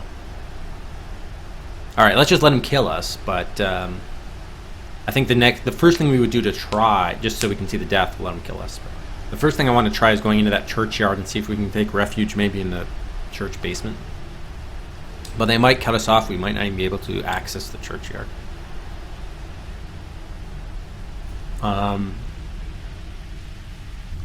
Talk to people about burlocks. No one answers you. A gust of wind blows your hair in your face. Alright, let's just let them kill us then. Can't see any people. All of the men carry weapons, most of them knives. Not knives, but knives. But here and there you see a more exotic instrument of death. Someone lunges at you from your left, and before you can react, a machete blade buries itself several inches deep into your collarbone. You try to scream, but Shock Traum has robbed your lungs of strength. You can only whimper quietly as your legs give out and the blood pours down your arm. The last thing you see is the business end of a pitchfork darting toward your eyes. But the last thing you feel doesn't come until several minutes later, as the townsfolk leisurely hack your body to pieces. You have died. Yeah, I'm guessing they're in league with whatchamacallits. The monsters. Alright, so let's just try. Can we go to the churchyard? Did they let us? Yes, they do. You dart past the men on your right, making a break for the church. The townsfolk hover around the entrance to the churchyard, but do not follow you, confident that there is no way you can escape. Alright, so maybe the escape is through the cellar. That's good. Pitchfork in the eyes. Alright, so if we go around to the back, to the trapdoor, let's say hit padlock with, I guess it's called a meat hook. You raise the meat hook high over your head and bring it squarely down onto the padlock. The rusted metal casing splits open, the hasp falls loose, and the padlock, now nothing but a broken shell, slides to the ground. Your score has gone up by 1 point. Very nice. Alright, so let's open the door. You open the trap door, and I just go down. Alright, so we took care of that. That was a long-standing puzzle we had. How to get into the church cellar. It's done. We did not need a key. And we broke it with the heavy object. That one's done. As you drop to the floor, the trapdoor suddenly slams shut above you. You hear noises outside, something thumping against the door, and low voices. You hear someone muttering, and a brief round of unpleasant laughter. Then the voices drift away. So maybe they like trapped us in there or something? Okay, so we got a new area here, the church cellar.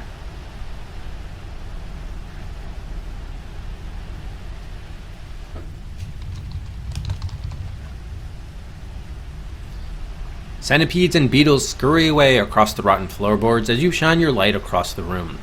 Over in the corner sits a hulking shape of black metal that was probably once a wood-burning furnace. Aside from that, the cellar looks empty. A dark alcove, the shadows within too thick to see through, opens in the west wall. And a trapdoor in the ceiling leads back up to the outside. At the very edge of your light's glow, you can just make out a horribly suggestive shape lying in the shadows behind the furnace. Shit. Alright, let's get a save in here. So we can go west or back up, and then there's a furnace.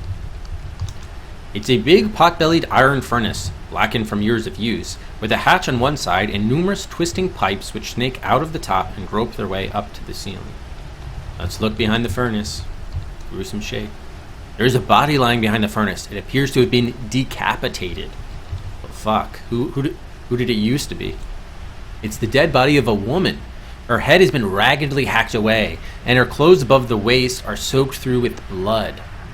As you fight to control your rising gorge, you note that the body cannot have been here for very long. The decay, though bad, is not very far advanced. She must have been killed within the last couple of days at most. Oh, it's probably the real estate agent, Benson. Remember she was missing? She didn't show up? It's probably her. That's why she didn't show up, and probably she learned too much information. So she was killed. Can we search her? Actually, if I even say Benson, does it recognize? Yep, it's her. Gingerly trying to avoid the worst of the blood, you lift the women's lapel, hoping to find something. Identification, maybe. Her wallet is missing, however you do find, tucked into the pocket of her blazer, a small steel key. Okay, that's probably her desk key. The drawer. Oh. I already have it? It looks like the kind of key, that would open a desk drawer. Okay, so now we can do that, once we get out of here, of course. Very good. Man, they decapitated her, fuck. Benson's body. We also have the furnace here.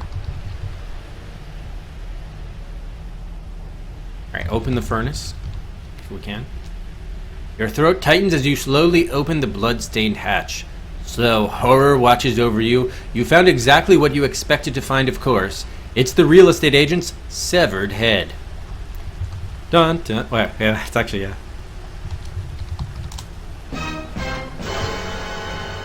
That was a perfect moment for that. It's the gore-spattered head of the real estate agent. You recognize her from the cover of a brochure she sent you in the mail several months ago. The eyes are still open, and the mouth thrown wide in a silent scream. Take the head. You're just as seen leave the repulsive thing alone. So is there anything else of interest in there? In the wood-burning furnace is the real estate agent's severed head. Okay, so we don't want to do it. It's just a discovery. Alright. So they said we could go west, so let's do that. To the empty stairwell.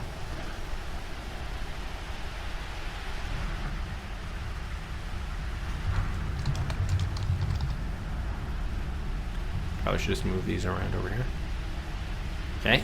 This alcove used to house a stairwell leading up and down.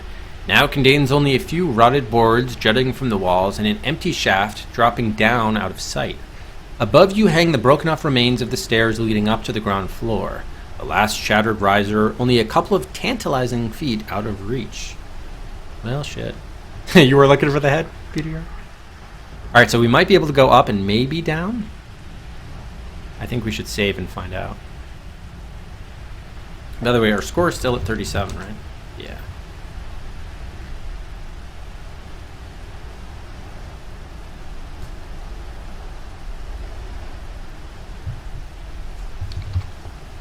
Well, it was.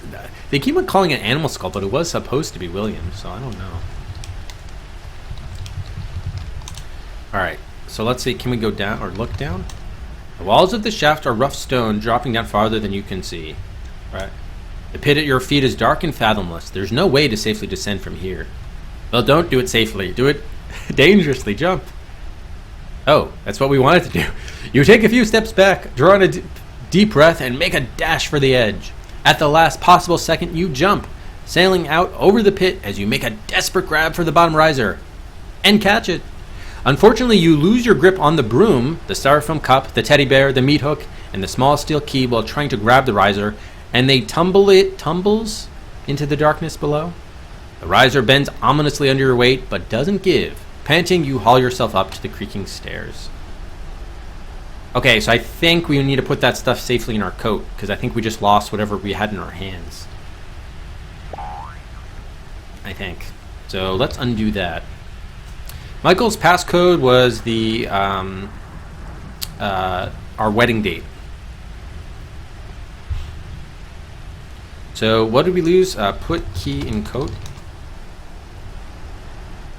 From far below you hear the faint lapping of water. So put bear and cup in coat. I don't think we're going to be able to do the broom. Okay, I have the meat hook and the cup. Put cup in coat. Oh, the coffee would spill out. Okay. Put hook in coat. Put broom. I don't think that'll fit. The broom is too long to fit in your pocket.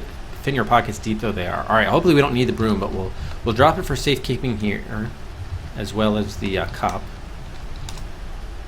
Okay. So because again, we don't want to lose those things permanently, so we'll leave them here if we have to come back. And we also have the broom that we're leaving here. Okay. Actually, I'll just call it coffee cup. I don't need to say styrofoam.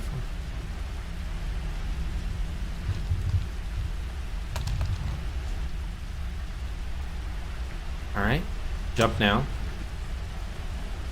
Okay, good. So this time we didn't lose any items. That's good. Exactly, Dak. Exactly. But we've been able to do it with heavier items than that, too. Alright, so we made it to the broken stairs. The stairs stop short about 7 feet shy of the basement floor. The bottommost depths hang suspended over an empty shaft that descend beyond sight into the shadowy depths. What's left of the structure creaks and shifts uneasily under your feet. At the top of the stairs to the north, a doorway opens onto the ground floor of the church. The creaking under your feet is getting louder. Oh, so if you stay here longer, you might die. Alright, so that might be a good death we should check out. Okay, let's see if we can make some room here. So this is broken stairs. We want to continue to go up to go to the ground floor. So let's see if we just like wait or... The whole structure seems very unstable. Yours is probably the first weight it's had to support in decades. The stairs give forth a loud, long groan, punctuated by a splintery crunch. The structure lurches about 5 hard-stopping degrees to starboard, nearly throwing you off balance. Okay, just do nothing. Time passes. With a sudden, painful shriek of nails ripping out of stone, the stairway pulls free from the shaft wall and topples into the depths, carrying you along with it. When you finally strike the bottom, your fall is not broken by hard, flat stones, but by a forest of jagged, splintered boards and rusty nails. You are impaled in several places, none of them vital, and it takes you a tragically prolonged time to actually die. How's that for a death? Okay, so, I mean, can we just go north or up? Yes, we can. Easy as that. Just don't stick around in that area. Okay, this I need to... Okay, so the best way to do this is you probably go like that and then connect it this way. Okay, and this is the vestibule church. Oops. A dim antechamber opening onto the main chapel to the east. To the west, the main doors of the church have been solidly nailed shut, and through a shadowy doorway to the south, you can see stairs leading down. Piled in one dusty corner is a heap of old cloth. Use anchors. There you go. Yeah, they just use nails. Damn. Hey, how's it going, Stradivarius? It's a hooded robe left in a humbled heap on the floor. Okay, a thunderous crash. So yeah, the stairs gave way even though we weren't even there. So we should definitely do a one-way because we're not going to be able to get sort of back there. In fact, let's actually get this vestibule up here so more room. I'm not going to be getting back down there. It does. Waka waka. Very good, Stradivarius.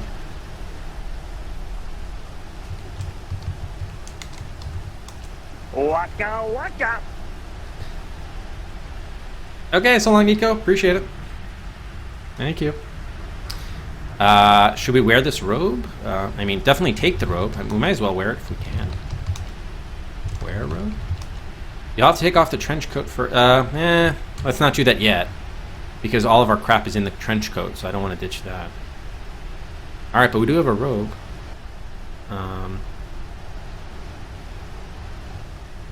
Hooded robe, in fact. Doing well, Stradivarius. Doing well, thank you. Did we pick up anything else beside the robe? Between the bear and the robe, I don't... Oh, no, we got the small copper key, that's right. The desk drawer. We have the desk drawer key now. Okay. Yeah, we have 5 keys now, good. I don't think we picked up anything else. We tried to pick up the real estate agent's head, but they didn't want us to keep that. Oh, man. Alright. So, we got the thing. I guess we're ready to go east. Let me just see if there's anything else here. Search the antechamber. Needn't worry about that. Alright. Go east. I mean, they say it's been solidly nailed shut, so I don't think we were able to go west. Yeah, main entrance of the church has been nailed shut. There's no way out of here. Alright, so go east. To the chapel. Going to the chapel and we're gonna get... Alright, broken shards from the shattered stained glass windows grits under your feet as you step around rows of overturned pews. The dust and cobwebs have been busy here, reclaiming another bit of this town's abandoned history. To the west lies the vestibule. To the east, a small doorway behind the pulpit leads to the back of the church. The big wooden cross that once hung above the pulpit has fallen, split in half. On the pulpit is a huge black tome.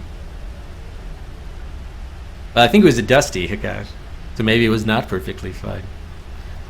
Man, I'm really upset we didn't do anything with the styrofoam cup yet.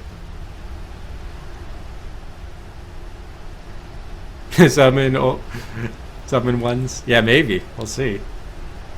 Alright, I'm thinking, was this one of the things from the painting that was portrayed?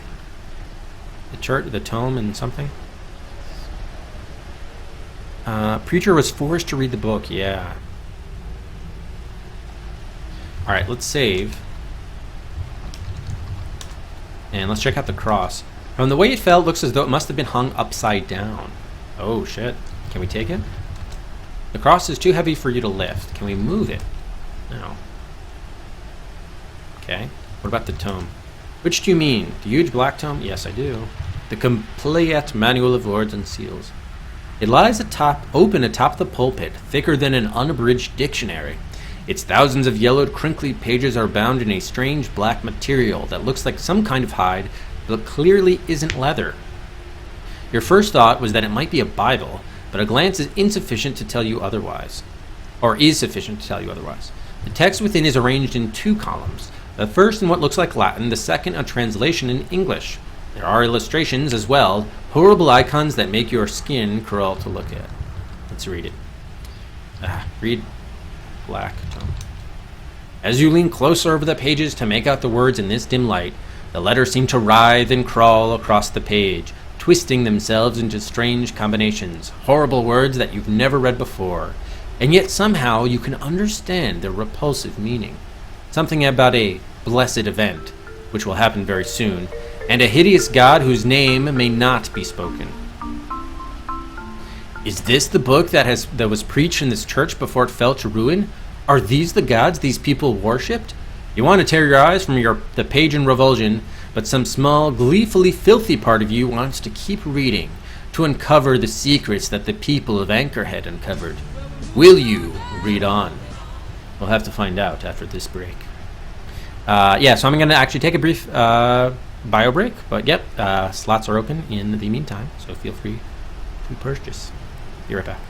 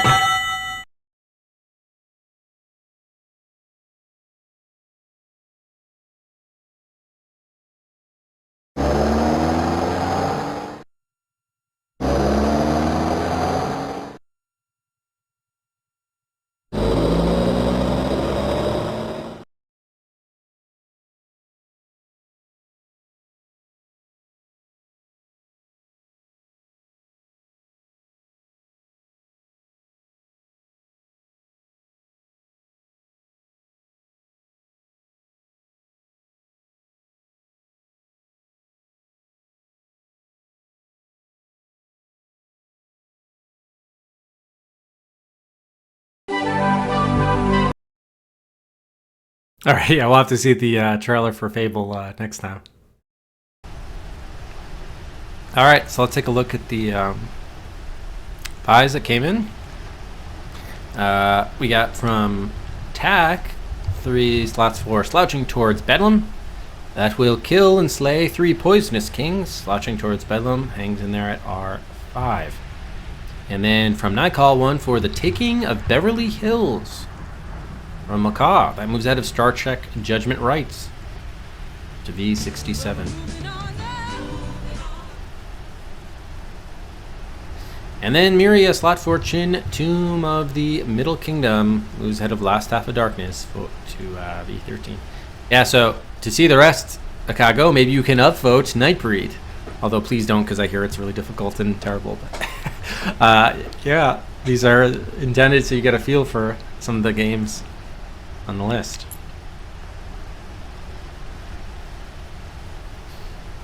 All right, last call for buys, and then we'll get back to Anchorhead. Yeah, we're just about to continue reading that book. We got about about an hour and a half remaining in the stream. Hey, Trademan, thank you for the host.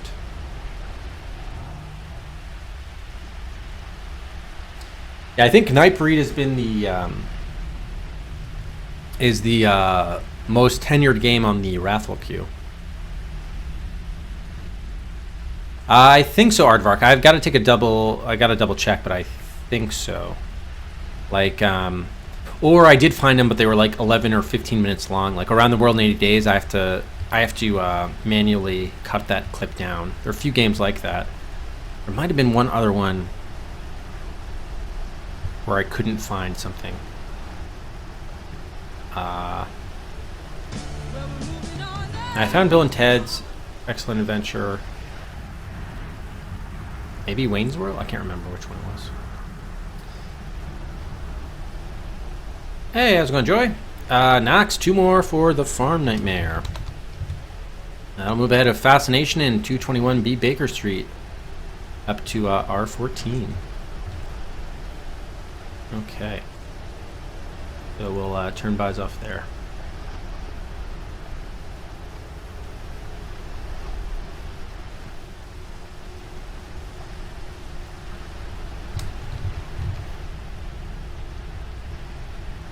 All right, so we looking at this.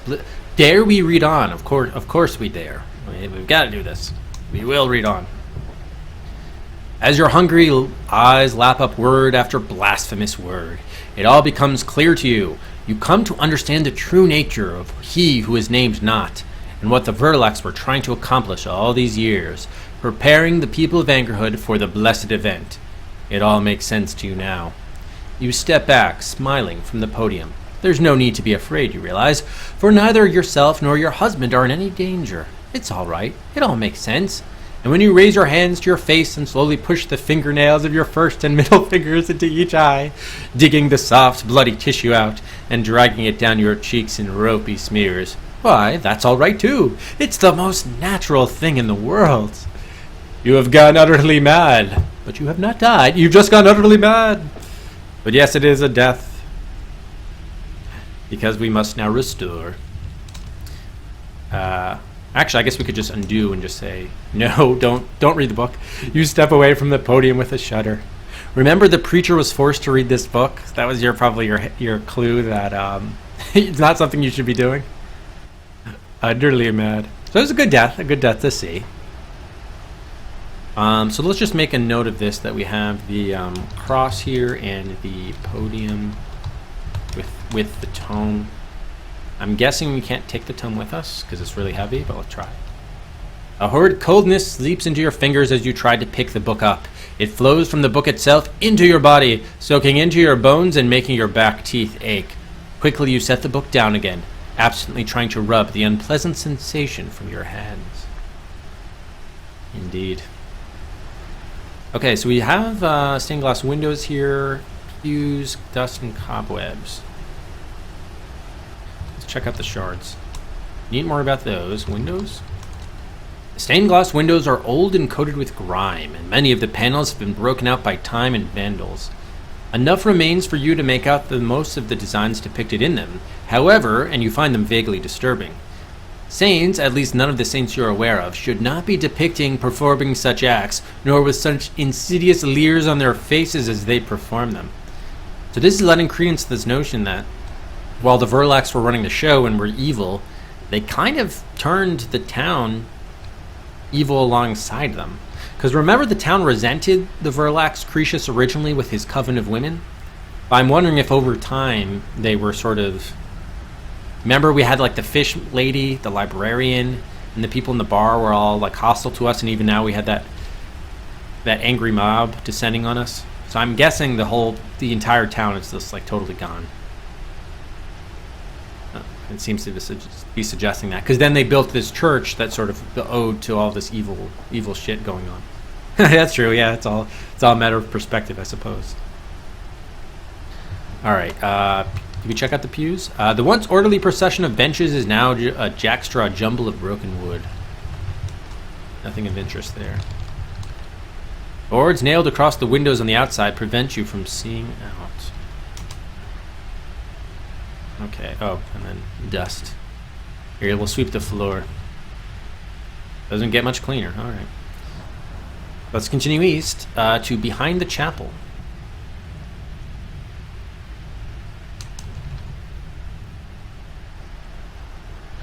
So we definitely were going to the chapel, but we did not get married. Not in the least. This little room behind the chapel is hardly bigger than a broom closet. Oh, too bad we don't have our broom with us. A ladder bolted into the wall leads up through a hatch, presumably up into the steeple. Oh, okay. It's an ordinary wooden ladder. You needn't worry about the hatch. All right, climb the ladder. All right, so we got in through the steeple just fine.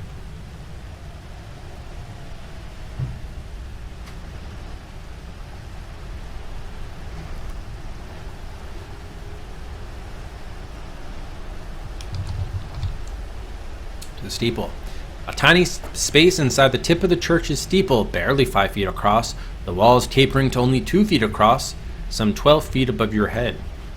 There is a narrow window, but it seems to have been painted black at some point. The only exit seems to be the ladder from which you just emerged.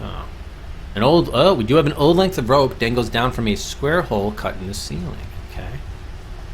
It's about 20 feet long, frayed in a few places, but still sturdy enough. What about the window? Can we open it? Ordinary looking narrow window. Open the window. It's adamantly stuck shut. Well, fuck. Break it. Violence isn't the answer to this one. Smash the window. I don't think we can take rope if it's coming out of the... What do they say? Where was it coming from? A square? Square hole cut in the ceiling. Interesting. Climb rope. You haul yourself up onto the rope, bringing your whole weight to bear. It holds for about 3 seconds, then there's a sharp snap from above you and a muffled clank. The rope falls, spilling you to the floor amidst an untidy tangle of coils. Can we take the rope now? Okay, we can. I guess probably what we wanted to do, to be honest. But look up. Can't quite see what's up there, but you assume it must lead to the belfry. Oh, fuck. Okay, we might not have wanted that to happen then. Especially if we can't get out the window. Because I'm assuming we'll need to somehow climb down from the steeple outside with the rope somehow. Oh yeah, we're in for a treat there, Cal. We're in for a treat. 30 plus more hours. Well, this is a problem then. Oh, maybe we could tie it to the hook and have like a grappling hook. Tie rope to hook. There's no good spot on the meat hook to tie the rope to. Oh, well, fuck. Attach hook to rope. Not something you can tie to things. Fuck. Are we Walking Dead or what?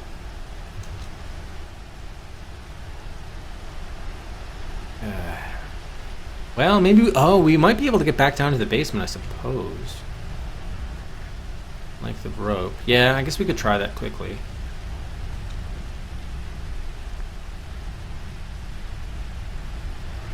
If not, we'll die, but that's fine.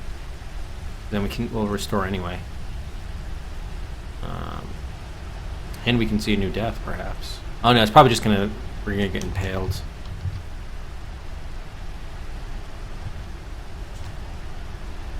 Oh, the stairs are completely gone now. All that's left is a narrow ledge overlooking an empty shaft and a fair portion of the railing still nailed to the wall. Oh, there's a railing? Okay, so we can get to the broken stairs, actually. And go back. Maybe it's the empty stairwell that you can't.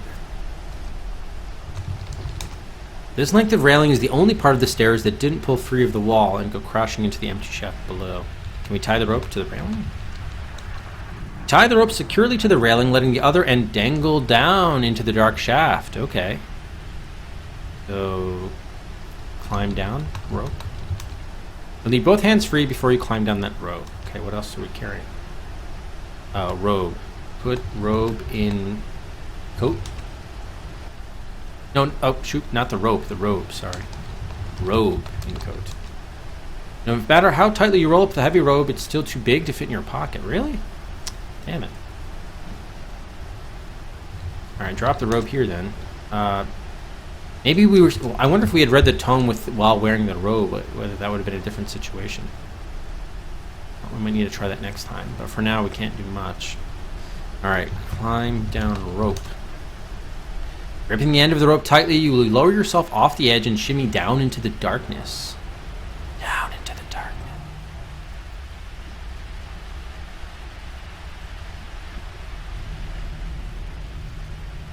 And where do we end up? Hanging from the rope.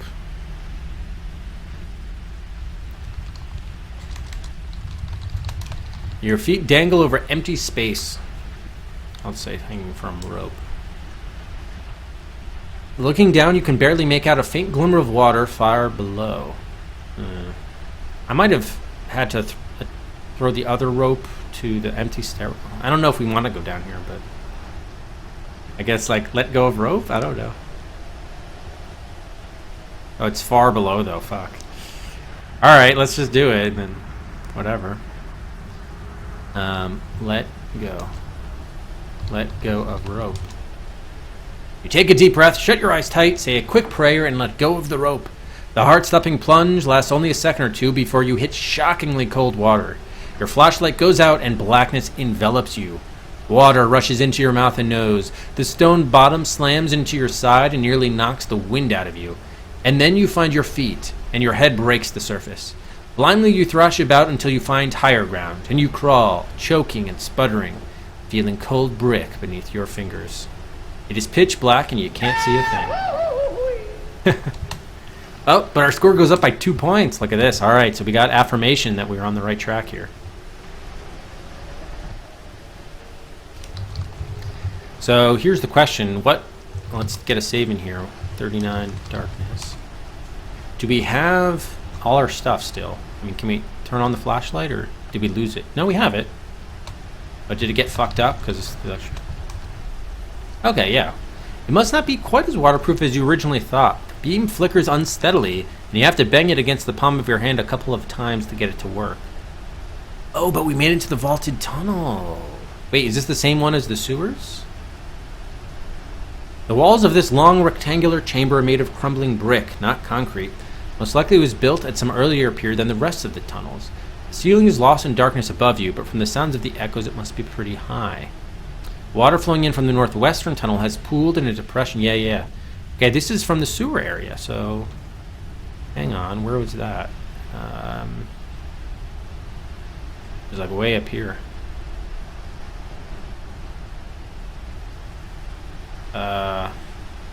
Actually, no. It was down here? Vaulted tunnel, here. Right there. Oh, so... It very neatly goes right over here. Yes. How about that? Okay. There's probably a one-way, though, because... Yeah. Okay, so already, though, I'm sensing that we didn't do anything with the robe. There was no way to get it out of there, so... I think we probably should go back and try doing something with while wearing the robe. With the tome and the cross and everything.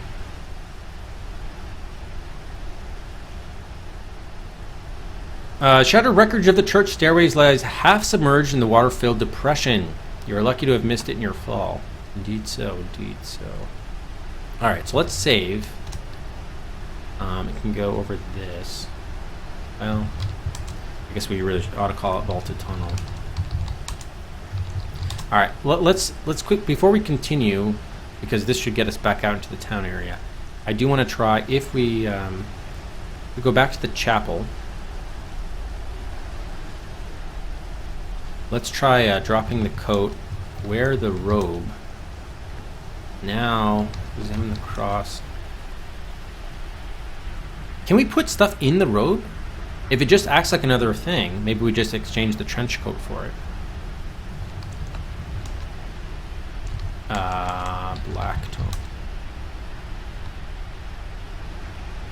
Yeah, let's just see if anything different happens. Well, probably going to be a death, but I just want to see what happens while we're wearing the robe, if anything different occurs. Yeah, okay. Damn, so we got to find something to do with that robe. So the other option is, can we transfer all of our stuff? Empty coat? Yeah. Okay. Drop coat, wear robe, take all.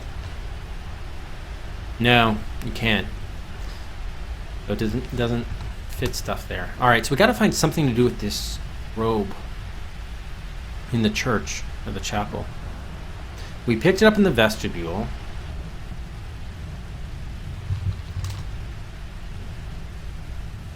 Oops, wrong. Save.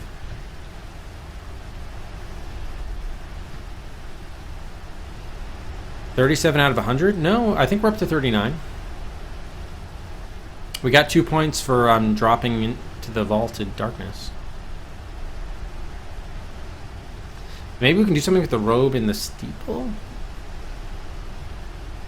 Cross? Rough, heavy material dyed a deep, murky red like old wine.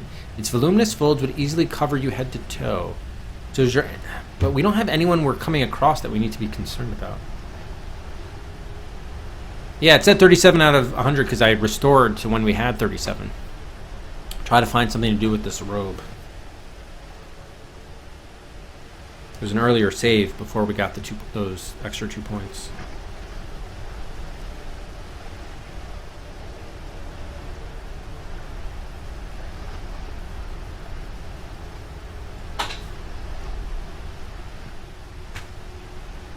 Okay, man. So it would cover us. How's that helpful? Okay, let's wear the robe. Drop coat. Wear robe. Maybe take coat? Oh! Look in trench coat? Maybe we can get it out of here after all. Yeah, okay. So if we're wearing the robe and carrying the trench coat, then we can carry everything. Done. Done. Alright. So let's go and get the rope. Let's try this again. Maybe this is the way we can get the rope out of here. You tug on the rope, it seems firmly attached to whatever it's tied to at the top of the steeple. Climb up the rope. Okay, take the rope. Alright, and now go down.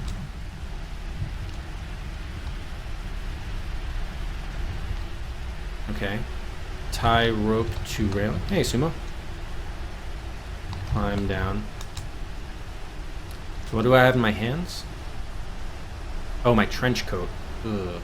Maybe I can just drop the trench coat down there. Or... You can't wear both simultaneously, right? Yeah. Put coat in robe. Can't contain things.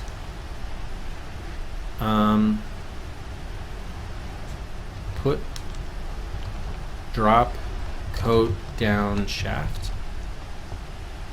The trench coat drops down out of sight, and a few seconds later you hear a faint splash. Okay. Oh, but it's dark in here now? Shit. Okay, maybe we should have done that with the robe. Maybe that's what should have happened. Hang on. Okay, so... remove robe, wear coat, take robe, drop robe down shaft. There you go. Okay. Now, climb rope. There we go. Okay. Now we can go down. let go of rope. There you go. Turn flashlight on. Take rope. Boom. Okay. So that was a little bit worth it because now we got the robe back. We have the robe with us. And wait a minute, what's going on here? Oh, that goes there. Got it. Okay, let's move this over here.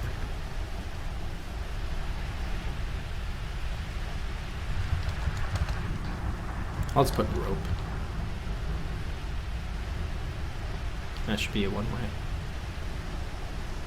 Well, technically the one-way is the other way. Never mind. This is the one-way, yep. Okay, there we go.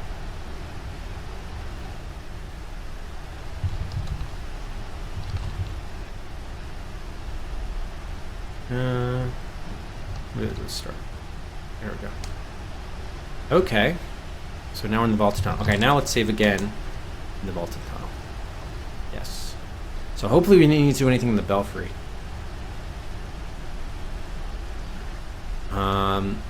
Now, do we have what we need to get that hatch open since we have the meat hook? Remember, this is one of the things I've been wondering about. Go back to the broken tunnel. Open hatch with hook. Doesn't seem something you can unlock. Put hook in edge. Okay. Rectangle of corroded metal, foot long over each side, hinges along one edge of the side. If you get your finger under the opposite edge, you could probably pry it open. Lift hatch. Already closed. Open hatch. You dig your fingers under the edge and tug, but the hinges are rusted, nearly solid. You can't make it budge. Open hatch with hook. Whoops. It doesn't seem to be something you can unlock. Well, I don't want to unlock it. I want to force it open.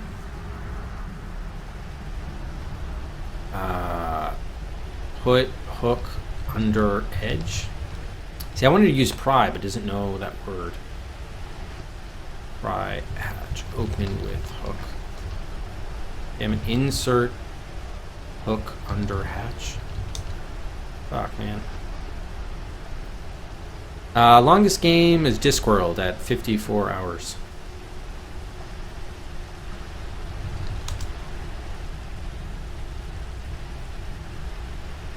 Man.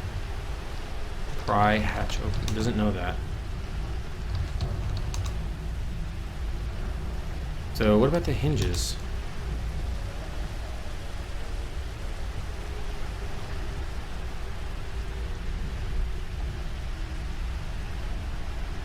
Alright, maybe we'll come back here then. I don't know. Maybe we can't get it open from this side.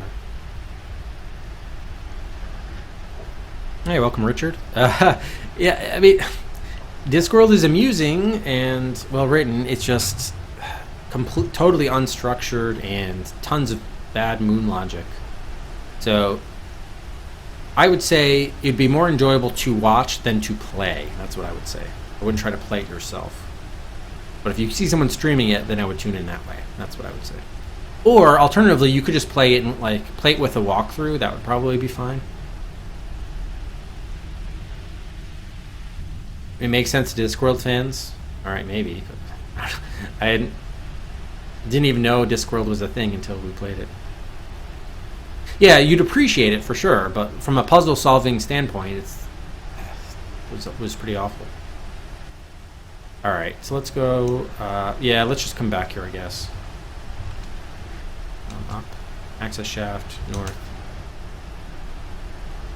Oh fuck. Okay, so our flashlight, we need to conserve that.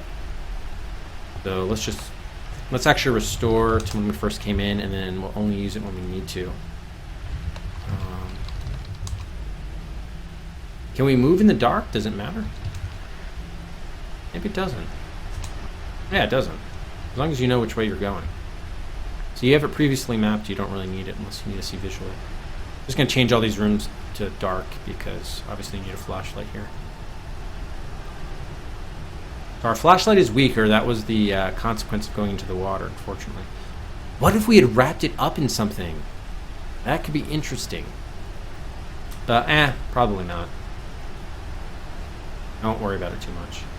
Alright, access shaft under the bridge. Okay, so now what can we do? We can go back to the real estate agent's office and open up that drawer. I think we should do that, for starters. Uh-oh. There seems to be a commotion of sorts to the north where a group of townsfolk have gathered. Ah, so we may not be able to get by here, huh? Damn it.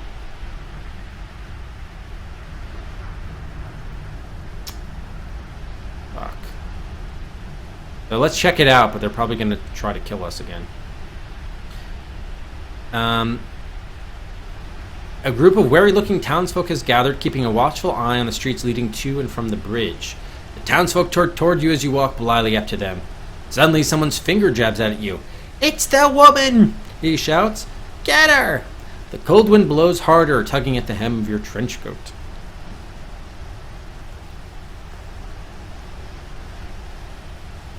Alright, let's see if we can just go by them. Probably not, but we want to get to that real estate agent's office. The game is up. You turn to run, but already the men are on your heels. There is no time to run. Heavy boots on the cobblestones, hands lunging toward you. They are everywhere, grabbing you from every side, immobilizing you. Someone's huge callous paw closes around your windpipe and starts to squeeze. Just before you black out, you can feel yourself being lifted off your feet. You have died. Okay, so, two things. Either one, we can try going to the south, but we're also going to get died. Or the only way to get out of here is to get that hatch open from the sewers. Let's try again, but this time,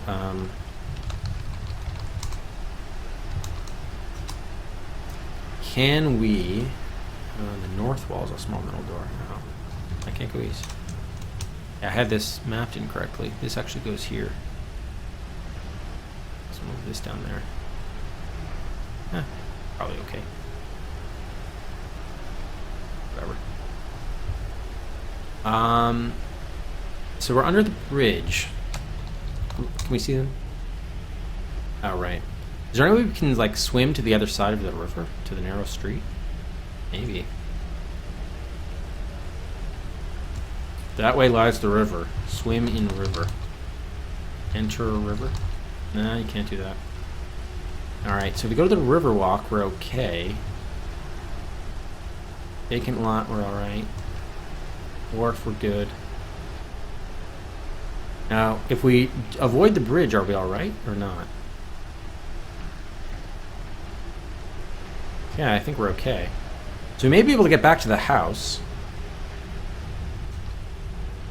We still have the problem with the orderly. Magazine.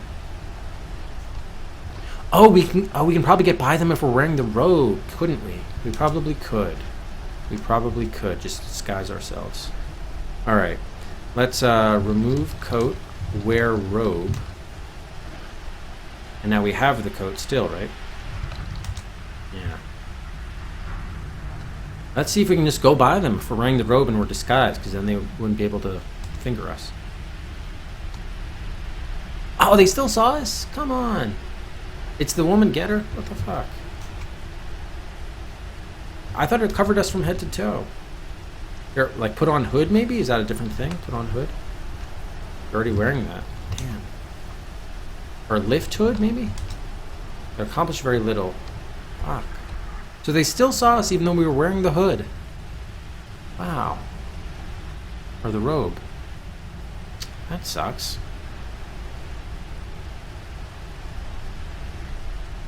I don't imagine there's any more reason to go to the courthouse. Side alley, we'll just check out for yucks. I'm your best friend. Wow, thank you. What a compliment there, Malabar's. Well, thank you for the good luck.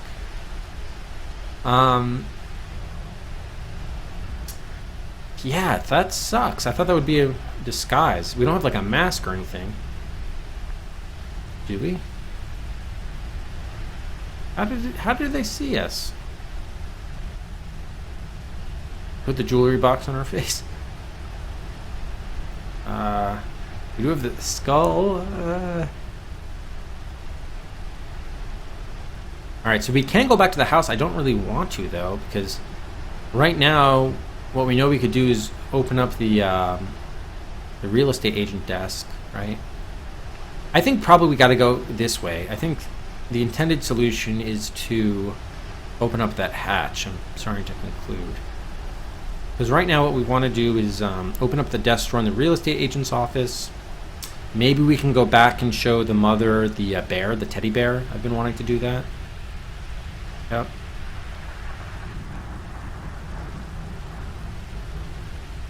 I'm starting to think there's no real reason to get the replacement fuses, so I'm going to kind of kill that one. Telescope lens, but we still don't have that. Yeah, the other stuff. We could go back and try to open the coffins, I suppose. I guess we'll take a quick look at that. Could give us a useful item, maybe.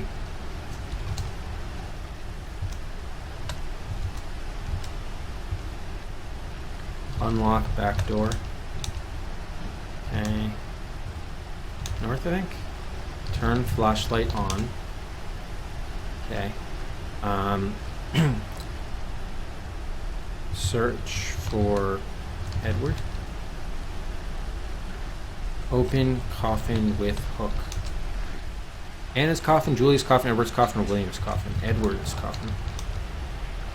It's not something you can unlock, but can't we pry it open? I'm not looking to unlock it.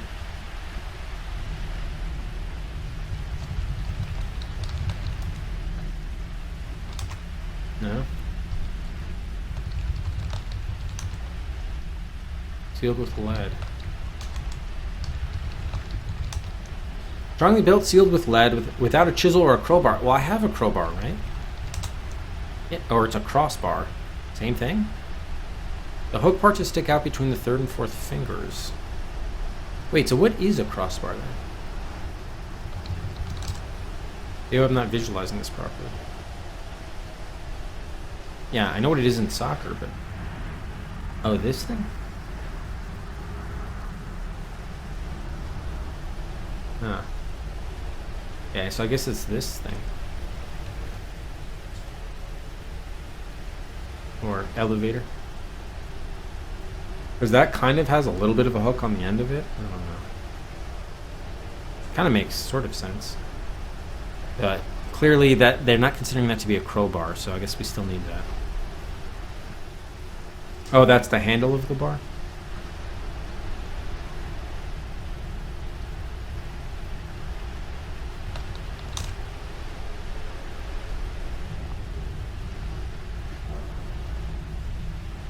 Yeah, I don't know. If someone has if someone can provide a photo of what what this thing should look like, that would be helpful. But it seems like we can't open the.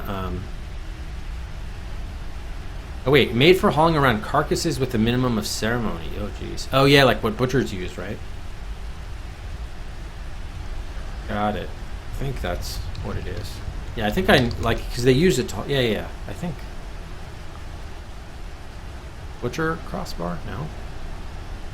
Huh.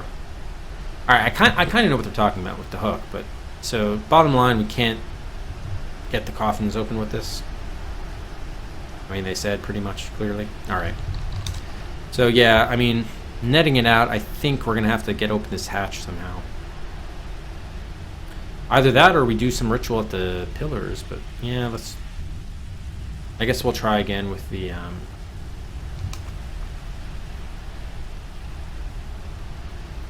Old iron hatch.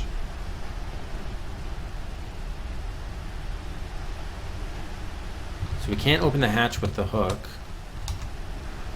Not something we can unlock. Well, how do we open it though? If you could get your fingers under the opposite edge, what about, can we open it with the letter opener? No. We can't. Get pry it open.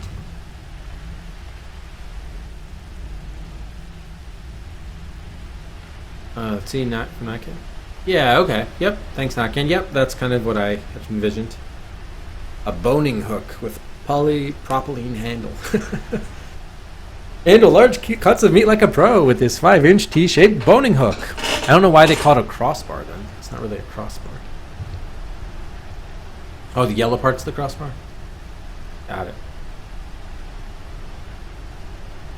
It's a metal handle. In case of my meat hook. Oh, man. Alright, how are we going to get this fucking thing open? I can't believe that they spotted us on the bridge even with being covered head to toe.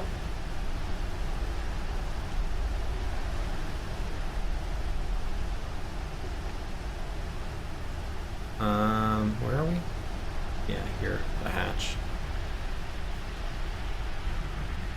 Anything else that we have that could get us under the edge of this hatch? So we tried the opener and the meat hook, both did not work. Oh, we should put the steel key on the key ring, by the way.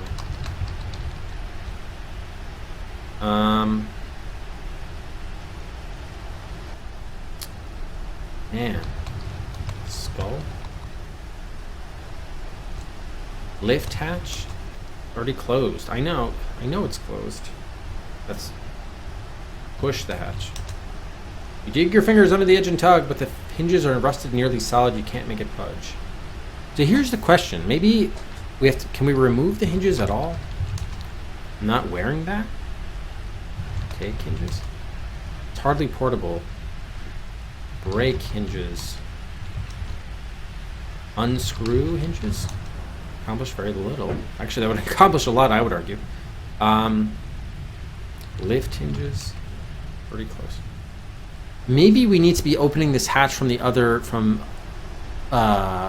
From up top. If so, then we're kind of fucked because we're going to have to restore it way back when and open it up wherever it appears elsewhere. It's a non-beef needle. Yeah, it doesn't distinguish between hinges and the hatch, so it's probably not going to matter.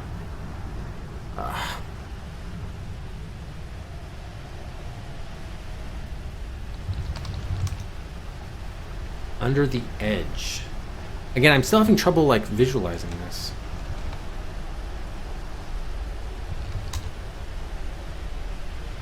The hinges are rusted nearly solid, so how do we unrust them? Open, tin, rub, oil. Okay, wow, now my flashlight went out. Hang on. I think I tried this already, but we can try it again. Okay, open, tin, rub, oil on hinges. Okay, it's all over the rusty hinges. Oh, the oiled hinges give a little, allowing you to wiggle your fingers further under the door's edge. A sharp tug and the door swings down suddenly, spilling filthy water into your face. There we go. So I think I tried to do this before, but I used the wrong verb or something. I think that was one of the first things I tried in this stream was put oil on hinges or something. And I had to use a rub.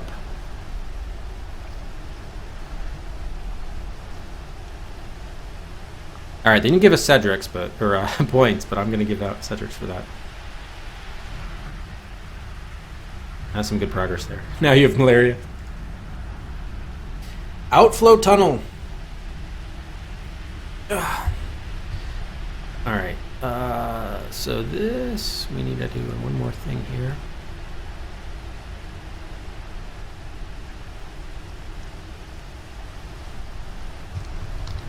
From the smell of it, this must be a sewage outflow tunnel. Filthy water swirls past a metal grate to the west and eddies around your hands and knees, on which you are forced to crawl in this cramped cylindrical passageway. To the east, the tunnel narrows still further, terminating about 20 feet further in a circle of dim light. Much of the water is pouring through an open hatch set in the floor of the tunnel. Alright, we probably should turn the flashlight off. Okay, go east.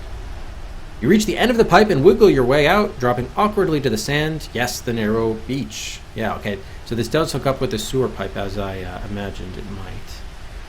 So we'll just do a line here. Dotted one way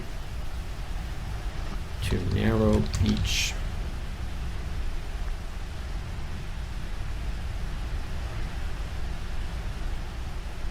Alright, and then we come in from this direction.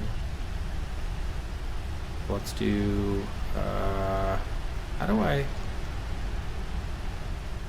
reverse these arrows?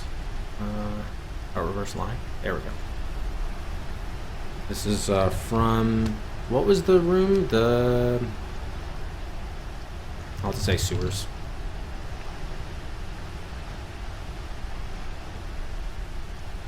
I'm stanky. Indeed. Okay, so now we can go west into the alley. We can go north. Office door is open. Okay. Alright, now we can unlock the desk drawer. Oh, what? Open drawer? Seems to be locked. Unlock. Oh, just drawer, not desk drawer. None of the keys seem to fit. What? What? This was... Or did I restore and the steel key's not on there? Oh, yeah. Okay. Put steel key on key ring. Unlock drawer. You unlock the drawer. Okay. You open the drawer, revealing a hastily written letter and a tarnished... Oh, we got another key. Okay, definitely take the bronze key. You pick up the tarnished bronze key. Oh, and our score went also up 2 points. It is heavy and apparently very old, crusted over in places with a thin rime of verdigris. Alright, so we got the desk drawer open. This key, I would hope, either opens the asylum... Well, no, we know it doesn't open the asylum gate. But either the lighthouse door, which is a bronze door, so it makes sense the bronze key would open it, or the paper mill gate. So one of those two. Okay, we did probably open the broken tunnel hatch, more or less. That's done. Alright, let's add the bronze key. Well, I think this is to the other thing. Alright. Oh, it's verdigris. Verdigris. It's more fun to say verdigris. Verdigris. Okay, now we also have a letter here. Let's read the letter. It consists of several pages from a yellow legal pad and stapled in the corner. Each page is covered on both sides, top to bottom, with erratic, frightened handwriting. It is dated 2 days ago, the day you arrived in Anchorhead. The letter reads, "To whom it may concern, my name is Claudia Benson, and I attest that I am in sound mind and body, at least for what little time I have left. If you are reading this anywhere within the city limits of Anchorhead, be aware that your life is in grave and immediate danger. Nearly all of the inhabitants of this city are members of a secret cult." Yes, so we were right in that assumption. "That has thrived since before the first settlers arrived here in the early 1600s and is still strong today. Its members are fanatical and quite insane and will kill anyone who learns their secrets. I received a phone call early this morning which I believe is a threat to my life. I assume the cult somehow discovered that I was planning to divulge information to an outsider and now plans to silence me. In case I don't make it, I am leaving this testimony for someone to find.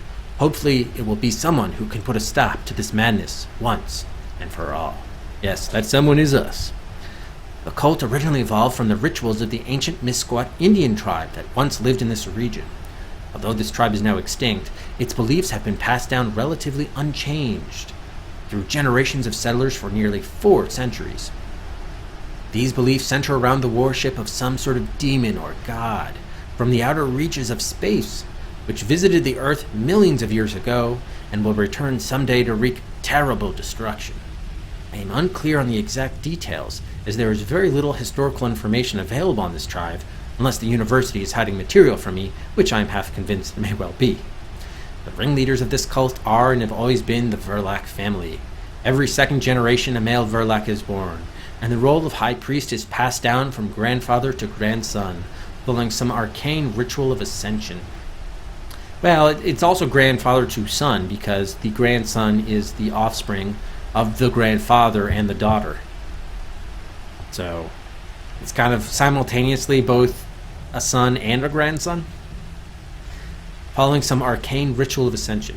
There is a persistent legend that this ritual somehow involves a transmigration of souls.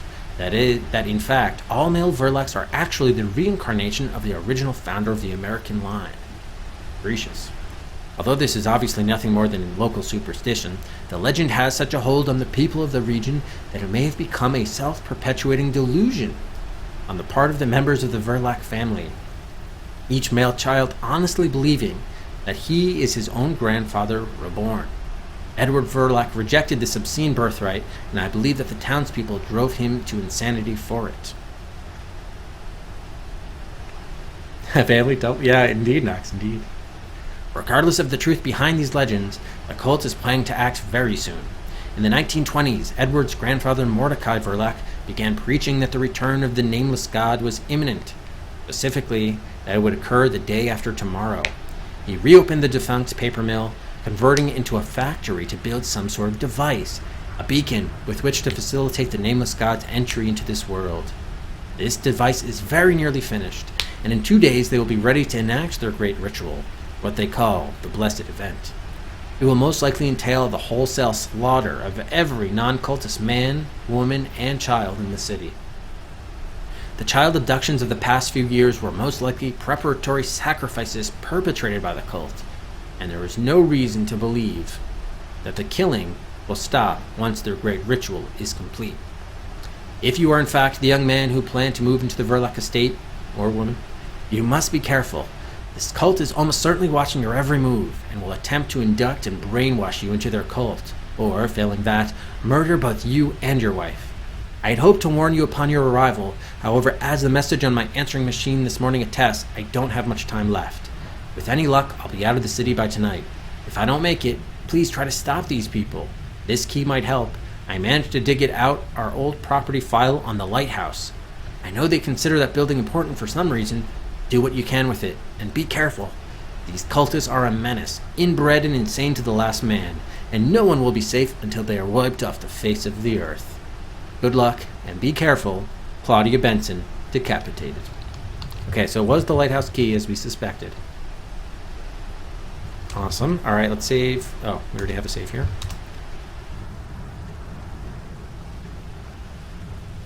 Can we look that up in the cabinets? Look up lighthouse. No, you don't find anything. Okay. Alright, so I guess we'll, the drawer is empty right now, right? Oh, I guess we should take the letter. Refer back to it. We should add that to, as well to our, Claudia's letter. Okay, let's, close the drawer now. And, let's save again, just because, yeah. Alright, so now I kind of, so we obviously go to the lighthouse, but I'm also wanting to go back, see if we can get back to the Mrs. Greer. That would be good. And show her the teddy bear about Jeffrey.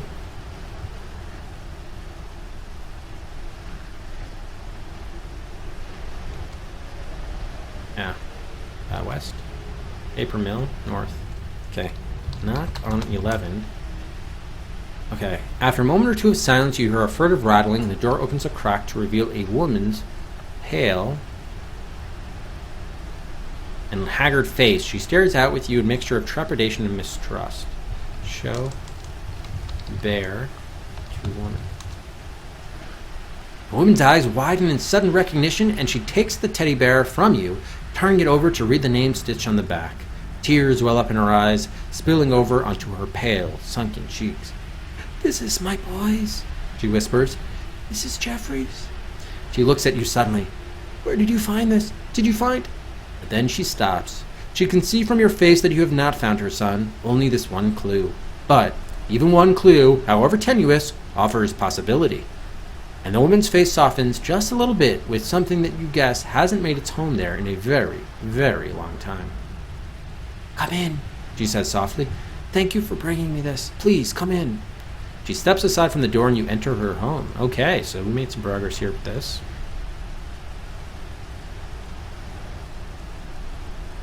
Let's explain. Okay, we're at 11 Milltown Road. Alright, and we can knock that item off our to-do. A dirty, ramshackle home scraped together out of the bits and ends of working-class poverty. The floor is warped and broken wood, bare dirt showing through the cracks between boards. Rags hang across the window in lieu of curtains. Over in the far corner is a rickety old stove. In the opposite corner, a threadbare cot. It hits you suddenly that a family of three once lived, slept, and ate all in the single room, which is slightly smaller than your bedroom back at the house. The woman watches you expectantly. On the threadbot cot is a teddy bear, and a set of grime-smeared overalls hangs on a hook next to the front door to the west. Your score has gone up by 2 more points. Okay, so we're really scoring. What did we start the stream at? 34 points or 32? I think 34. Seems like we've scored more points, but I guess not.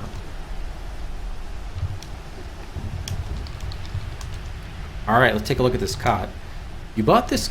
Oh, coat. No, cot.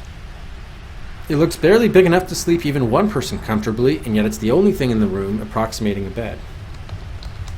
It's an ancient rusted thing, probably scrounged from a scrap heap somewhere. It puts out barely enough heat to make this place livable. They look like a normal set of industrial overalls, the kind of uniform you'd see mill workers in. Stitched into the fabric, just above the breast pocket, is the name Max. Right, so I think we have that written down. Max Guerrero was the father, who died in 92. So we did save. Let's ask her about Max. She smiles, sad and wistful. Max did maintenance work up the mill, she says, until the accident. It was 5 years ago this September. One of the big presses must have malfunctioned. They told me there were no remains to speak of. She sighs. Max was a good man. He took care of Jeffrey and me. I keep his overalls there to remember him by. Can you tell us more about the accident? The woman sadly shakes her head. I don't really know what happened. They won't tell me any details, and I've learned that it's better not to dig too deeply. So they were probably continuing to build that device, right? The woman's expression grows hard and bitter. They keep us like animals, she says, indicating the shack, the town, the poverty around her. We're forced to live in company housing, buy all our food and goods from the company, all on the pittance the company gives us. She bites her lower lip. And now I don't even get that. With Max gone, I'm drawing compensation, which was barely enough to feed Jeffrey and me before.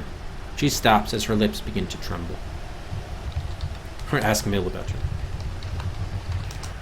It came in the night, the woman tells you, her voice barely above a whisper, just like when it took all the other children over the years. It came through the window and took him away while we slept. The woman's voice breaks and she shakes her head, trying not to weep. Without my Jeffrey, I don't know if I can go on. Her look implores you. If you do find him, please tell me. Please bring my boy back to me. Alright, I guess we'll try to rescue Jeffrey if he's not already dead. But, probably he's okay. Rescue Jeffrey. Alright, ask woman about kidnappings. Anchorhead. The people here are not right. There's something horrible about this whole town. The police won't help me find Jeffrey. They say they're searching for him, but I don't think they are. And what's worse, I don't think they know where he, or I think they know where he is, and they're keeping him from me. Well, fuck. No. All right. Do you know about the lighthouse? She looks away absently. Apparently, she doesn't know very much about that. How about the asylum? Your stove? Hot. That was Jeffrey's favorite toy. Can we tell her about how he discovered it? No, it's the same thing. Yeah, okay. So tell and ask are basically the same. Give us your keys. We gave her the bear. So I'm guessing we don't need to get that back. Let's just save in case. But. Can we hug the woman to console her? Not necessary. Take the bear back. It's her only memento of her lost son. Let her keep it. All right, so we've used the teddy bear as we needed to. Oh, and the rope we used as well. That's done.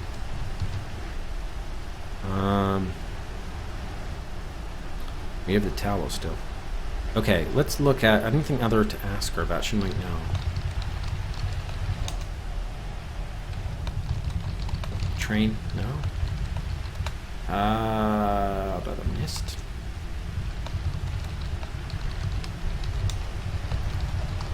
Verilax? She shakes her head. I don't know much about those folks, except they're all bad all the way through. I try to stay away from their business. They said it was Edward who was stealing all those children, but I guess that wasn't ever true. Indeed.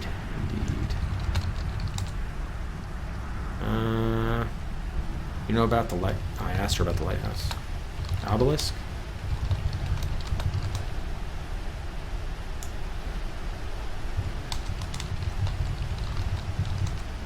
I never met him, and I never wanted to.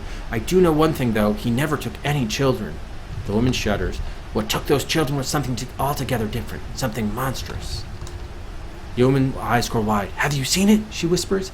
No one else has seen it, but we all know it's out there. It takes children. It always takes children. Now it's taken my Jeffrey. Well, we did see it. I guess we could just say yes. That was a rhetorical question.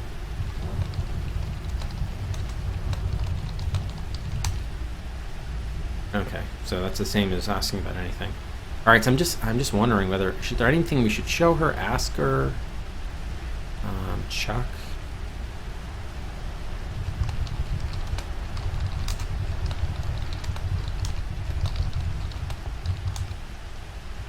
Okay, that's the same thing. Chuck.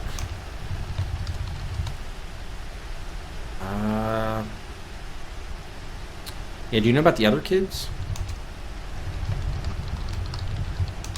No? Okay, it probably doesn't matter. Yeah, I guess we're probably good for now. I mean, the only thing is we only got points. I mean, which is fine, but they keep saying it's like the nameless one or something.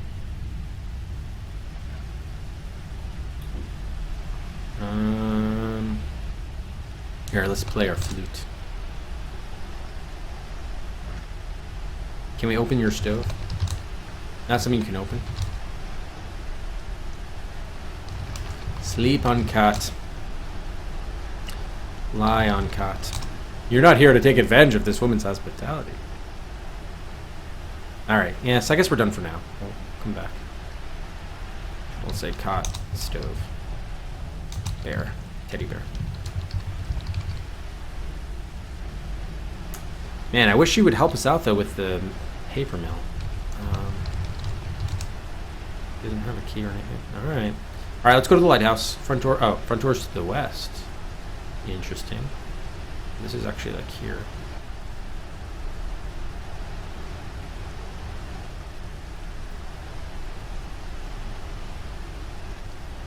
Hey. Hey. There we go.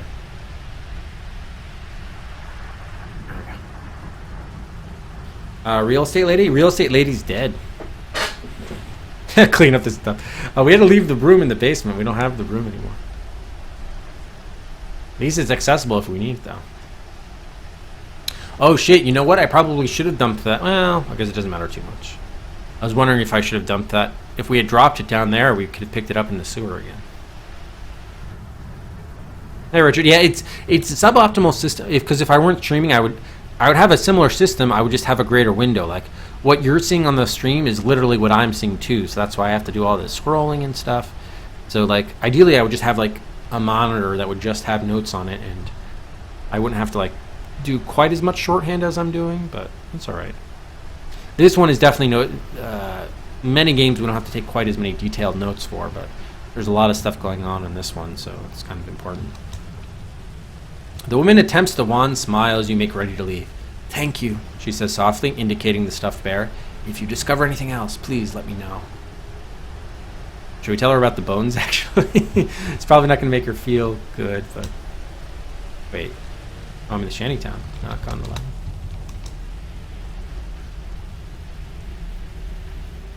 Oh, okay. Can we take the overalls? Probably not. You wouldn't take this poor woman's last memento of her departed husband. Can we search them? Or are there anything in the pockets? A long steel key. Take that key. Boom. That key might just come in handy. While the woman is looking in the other direction, you quickly pluck it from the overall pocket. Alright, so that's probably the key to the gate. The mill. The paper mill. So that's good. I'm glad we went back there. Okay, and let's put the steel key on the keyring, of course. Save. That's very good. So, yeah, we do have the key for the door. We just need to open it. And I think we just got the one from the paper mill gate. Yeah, we did steal. Because you said if you think of anything else, let me know. I guess I want to tell her about the bones, but the dog skeleton. What? There was a dog skeleton? When did we see a dog skeleton? The woman presses her fist against her mouth and looks away. No, she says softly. I can't believe that. I can't believe my little boy could be down in that. She breaks off, unable to even complete the thought. What is this about the dog skeleton? Are you talking about William's skull? Show skull to woman? No. Yeah. Right, so the skull we're carrying. Then why don't they call it the dog skull? That's weird. Anyway. I won't worry too much about it. So do we want to go to the mill first or the lighthouse first? It's a great question either way. Guess we'll save here and try the mill first since we're here. You know what? Let's do the lighthouse first actually, because I'm guessing like just sequentially they wanted you to go to the lighthouse first because you got that first. So we'll do the lighthouse first. Unlock door. None of the keys fits. What? Did I not put the bronze key on the ring? Oh, okay. There we go. There you go. You unlock the door. Enter the lighthouse. Or I guess I have to open it first. With great effort, you manage to pull the ancient creaking door open a few inches, enough to slip through. Enter lighthouse. Boom. Okay, we made it to the bottom of the lighthouse. So this is done.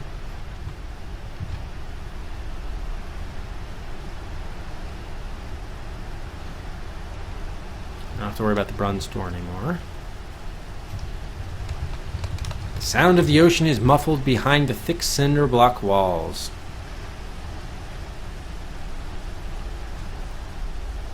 And the air is damp and heavy. You can almost feel the weight of 200 feet of hoary old whitewashed brick pressing down on you from above. To the west, a narrow strip of dim light marks the exit. Oh, the west. Really? Okay.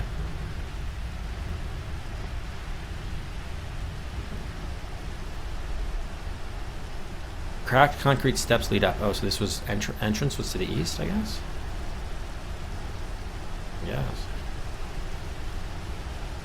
Alright. I guess we'll just go up. You climb the winding stairs in a gradual spiral around the inner circumference of the tower and finally emerge, breathless, at the top.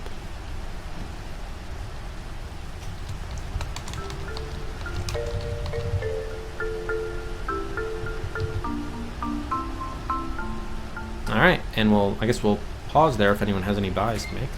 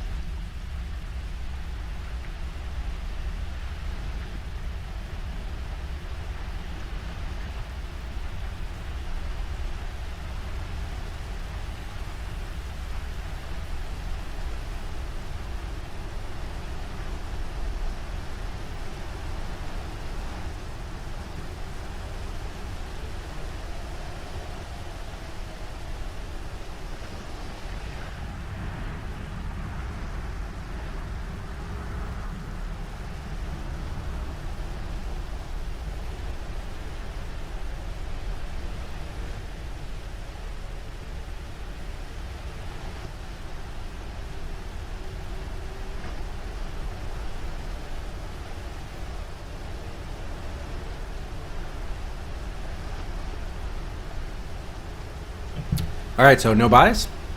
No buys? Okay. Alright, so we got about a half hour left in the stream. I may need to amend my estimate here. I mean, obviously we have less than half the points, but maybe instead of taking 4 more streams to beat the game, we might be able... I mean, we're moving so quickly now. Maybe we're going to do it in the next, like... Maybe it'll only take 1 to 2 more streams instead of 3 to 4. Since we made so much progress, I don't know. Who knows? Who knows? Alright, we'll resume. So we're in the top of the lighthouse. The stairs give onto a wide circular chamber. Oh, let me turn off the...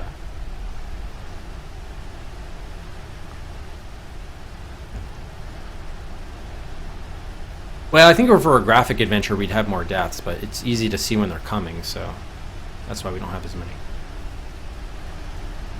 With a text adventure. Stairs give onto a wide circular chamber surrounded by windows. The glass is old and streaked with grime, but you still have to catch your breath at the magnificence of the view. In one direction, the dying heath and stunted cluster of buildings that is Anchorhead, in the other, the ocean, like a vast undulating blanket. Sitting in the middle of the room is what looks like a swivel mount of some kind, although nothing is mounted on it now. Looking up, you see that it rests directly below a large hexagonal skylight. Interesting. Okay, so we have a swivel mount. There's no way to get outside into, like, usually in the lighthouse you have the interior room, but you can step outside into, like, the circular deck area. Windows. A view which encompasses the ocean, the heath, the town of Anchorhead, and even the distant paper mill is magnificent. Alright, let's take a look at this mount.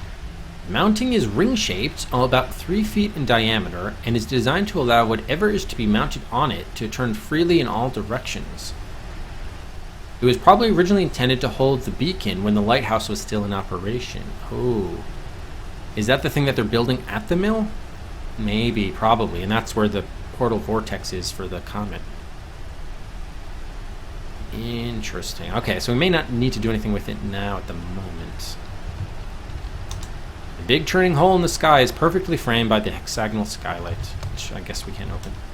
It's too high for you to reach. All right. Can we stand on the mount? Move mount. It's fixed in place, or twist, or turn mount, I guess. The swivel mount itself is not designed to turn, only whatever is mounted on it. Okay. Look in mount. Nothing of interest. Look on mount. Alright, so I guess we're gonna come back here. There's no way to go around, is there? There's no way out except back down the stairs. Alright. So we'll come back here.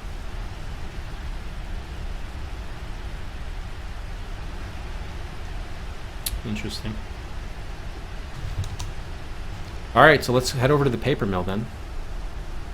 Now we have the key for that. Wow, really glad that we searched those overalls. This is like, there certainly has to be a point of this beyond just learning the guy's name. Unlock gate. You go through all the keys. None of the keys fit. Oh. I thought the one I had would work.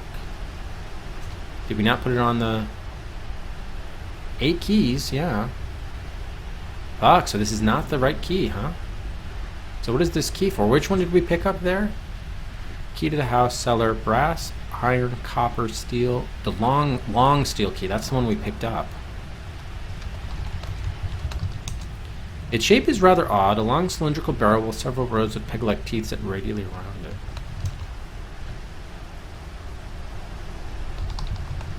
Oh, so this is not the paper mill key. Gate key. So what do we think this opens? Certainly not the asylum gate, because Chuck has that one. Oy. Now it would have to be... There's something in the Bare Foundations area? I don't think so. No. Railroad tracks, there's nothing. I don't think we had anything else that we need to open. Huh, okay, so that's definitely a to-do item. What does long steel key open from Max Greer? Well, so he worked at the paper mill, so maybe it's something, maybe there's something else that's locked inside the paper mill and we just don't have the key to get into the paper mill. That's quite possible.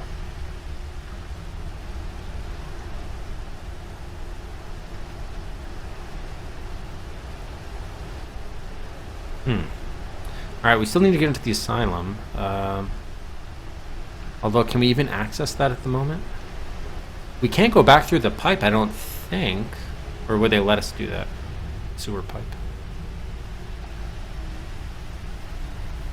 There's nothing else at the tracks now, is there? No, it's the same thing. Damn it.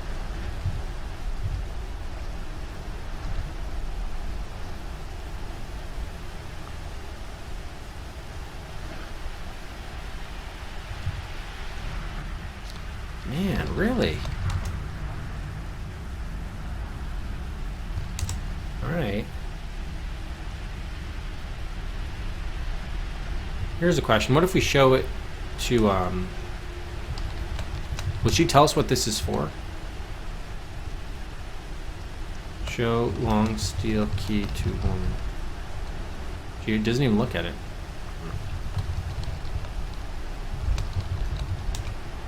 Max had lots of keys to the mill. He did maintenance work there. Yeah, okay, so it is a key to the mill. Why isn't it working then? Is it not the gate key, but like a door key or something stupid like that?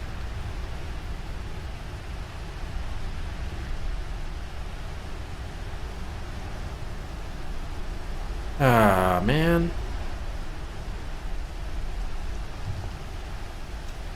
Okay, this is not, it is on my keyring, so it should work. Open gate with long steel key.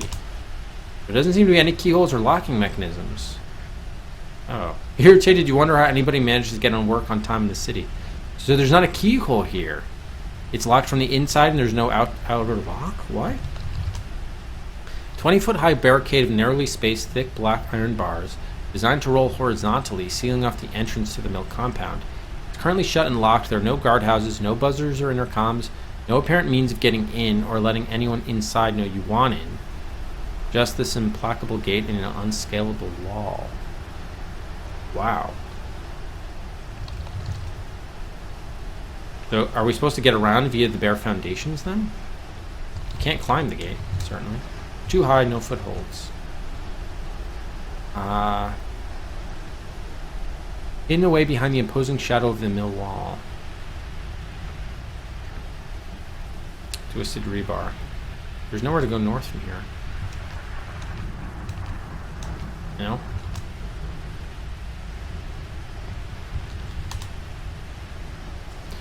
I don't know what this key is for then. If there's no way to get into the mill, well, surely there has to be, because that's what they said the factory is where they're building the device, so fuck. We can only go to the railroad tracks. We still have this thing with the train, damn.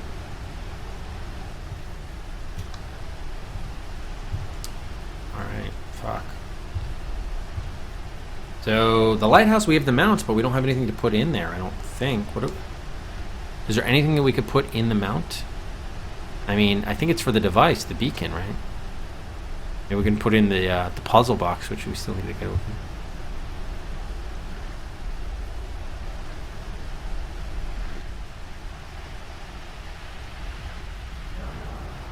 Or we could play the flute, I suppose. But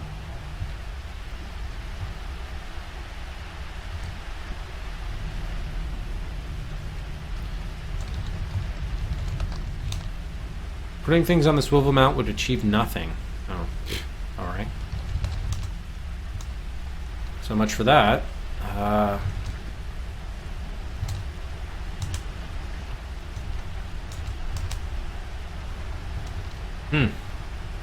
Okay, we still have the townsfolk there. So, here's what we're going to try then. We're at the narrow street. I guess we can go back to the university. Is there anything going to be there? Probably not. It doesn't look like anything happened in the library. Alright. So here's what we'll do. We'll do a narrow street save here. I'm gonna see again if we wear the hood, whether or the robe. Move coat, wear robe. If we're seen or not. Nope, they still found us. Fuck. Alright. So the question then becomes, are we able to get back out through the sewers to the other side of the town?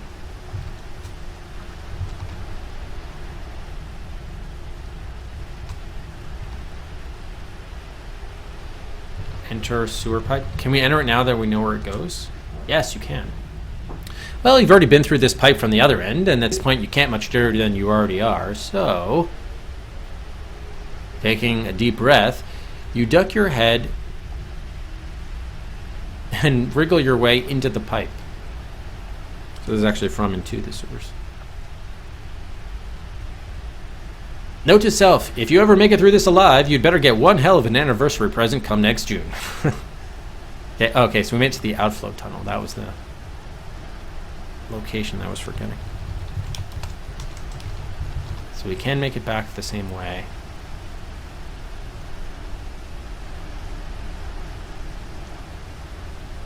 But look at that. Alright, outflow tunnel was here, so this is actually a two-way thing. From and to Narrow Beach.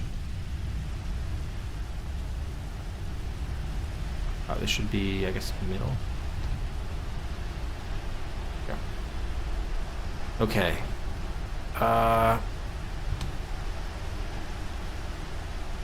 Yeah, so just we go down. You stumble in the dark, smacking your head painfully against a wall. Do we need to get the flashlight on again? I should be in the dripping tunnel. Nope, nope. Okay, I gotta turn the flashlight on. Which is not good, so we're gonna have to probably rely on the matches.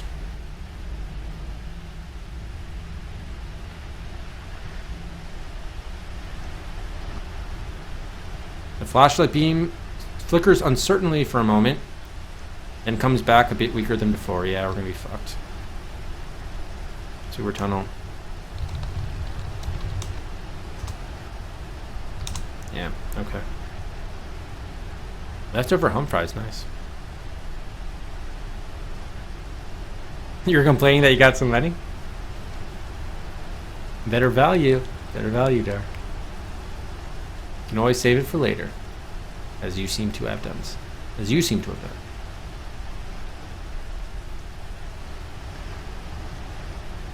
Alright, we're on the bridge. We're back up here.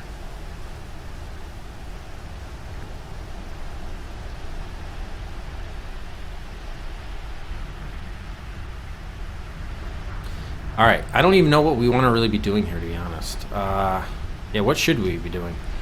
We still need to get through into the paper mill.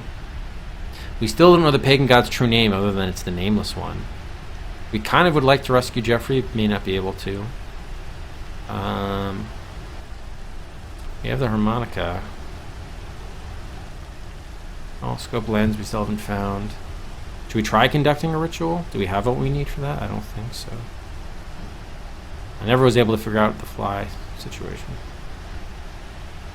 Might be nothing, but... Yeah, I guess we can go to the town square, but I'm really surprised there's nothing to do with the wharf. Okay.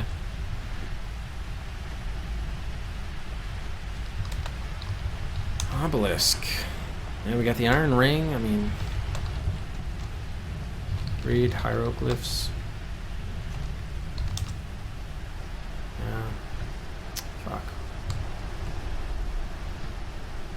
Man, yeah, I think we want to get into the asylum. I still don't know how to do that. With this fucking Chuck, dude. Pagan god of moo. That's the one. Fucking Chuck, man.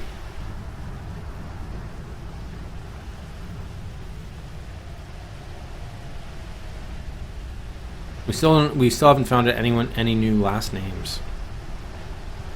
I guess we could just try. Maybe it's the same key as what he has. No. Not getting there without his key. Okay.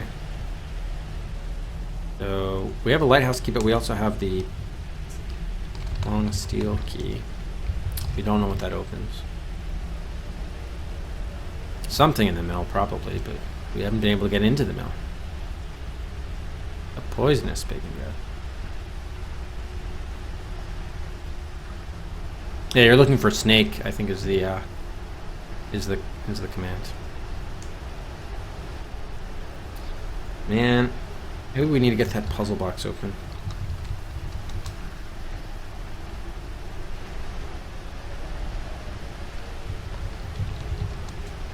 Yeah.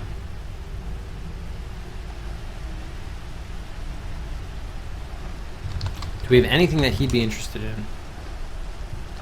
He wasn't interested in the skull. Oh, maybe the drawing. Who did the drawing? Oh yeah, William. Nothing resembling interest. Hastily written letter that The hastily written letter. Man, you didn't even read it? Oh, maybe I should have showed this to the woman. Probably should have. Alright, let's do a town save. A poisonous snake. I wonder if she would try to leave if she knew what was going on. Show written letter to woman. She doesn't even look. Alright, fine. You don't want to evacuate, that's on you.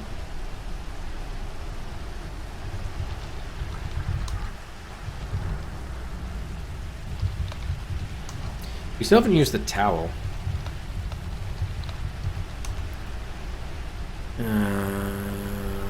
Do I even have the gold lock in this save? No, I don't. Fuck, they're still in the attic. God damn it. Alright, I better... Whoops, make a note of that. We have to pick that up.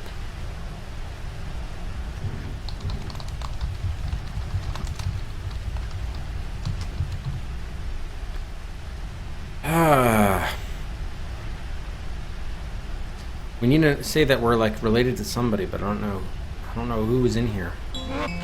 There's no way there's like a registry or anything.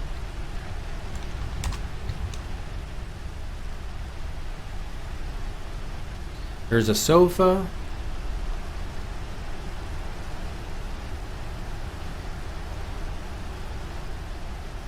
Okay.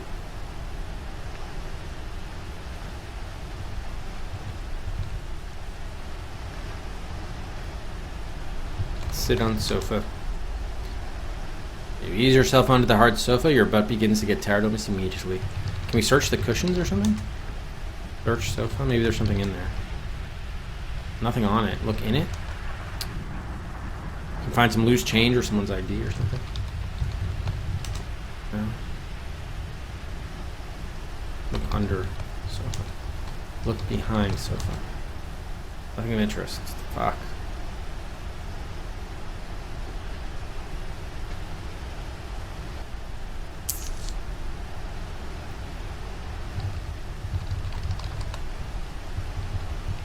Theater mirror. Oops, shit.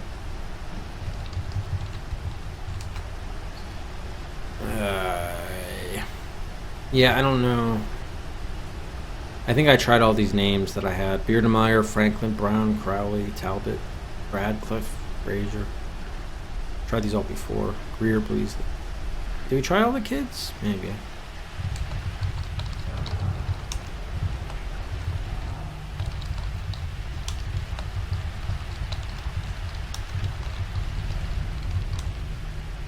Wouldn't know. Okay, yeah. Oh, man.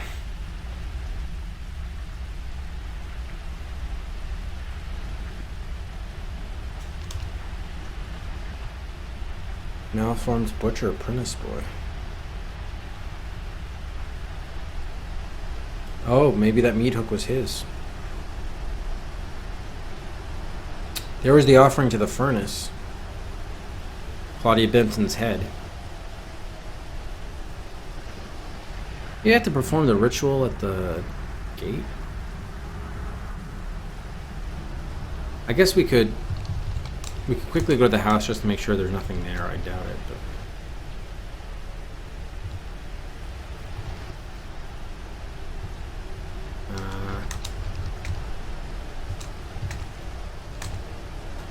there's like no one here in the house, right? Michael's not here.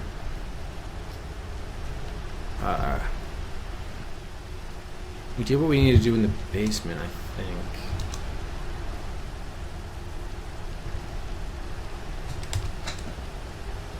No one's in the master bedroom. Children's bed. Library. Yeah, if I had a lens for the observatory, that'd be great, but we don't. Alright, probably what we need to do is something at the gate. I think I'm going to restore back to the gate. Yeah, of the paper mill.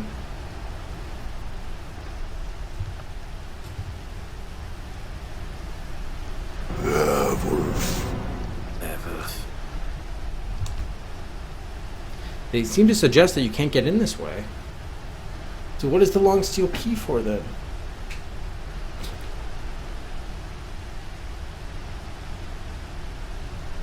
They say you can go south, but...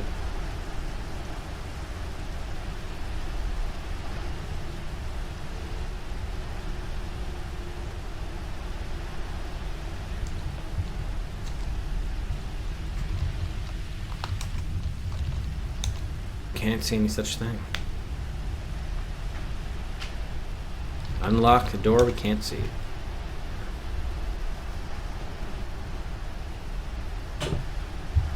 So I don't know how we're gonna use this key to enter it. There's nothing to be seen. I mean, I guess I could play the flute at the here, and we also played the flute at the top of the lighthouse.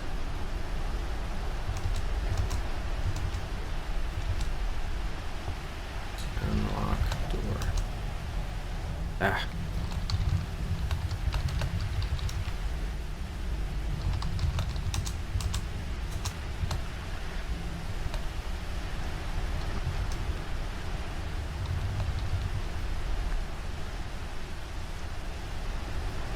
Nothing happened there. Alright, let's just do a lighthouse save just so we have it, because I imagine we're going to want to try stuff there later.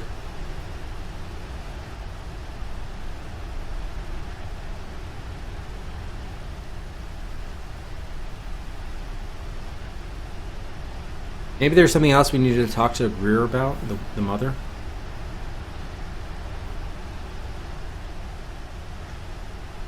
I never got those tarot cards. Can we confirm we're not Walking Dead, by the way? I just want to make sure like we didn't need the tarot cards and the other stuff at the place. The cauldron shop.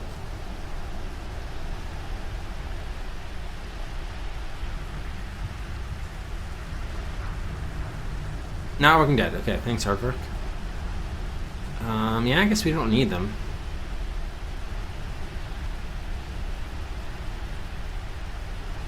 Oh, shit. One essential thing was easier to do on day 2. Crap. Crap.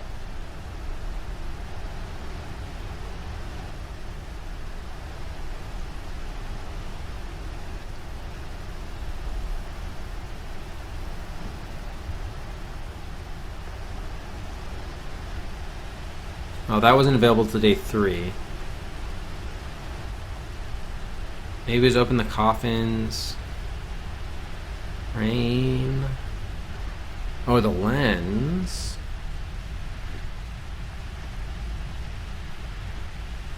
I mean, it seems like the asylum has been the thing that's been sort of hounding us for the longest time. Yeah, it could be the puzzle box, too. I really don't know how to open up this. Oh, maybe we should drop it and it would break open or something.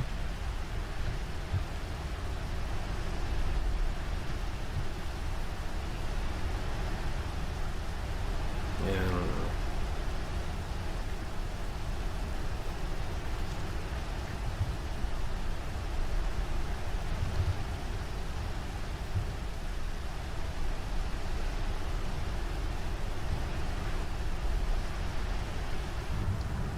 Is the train still here?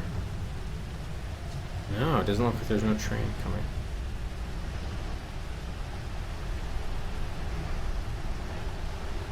Oh, whistle. Oh, train is coming. Okay. Took longer than I thought, but it's here. Coming.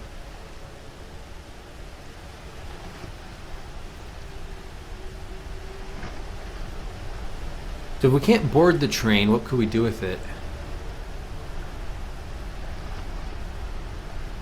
Or what's the purpose? Oops, oh shit. It's right here.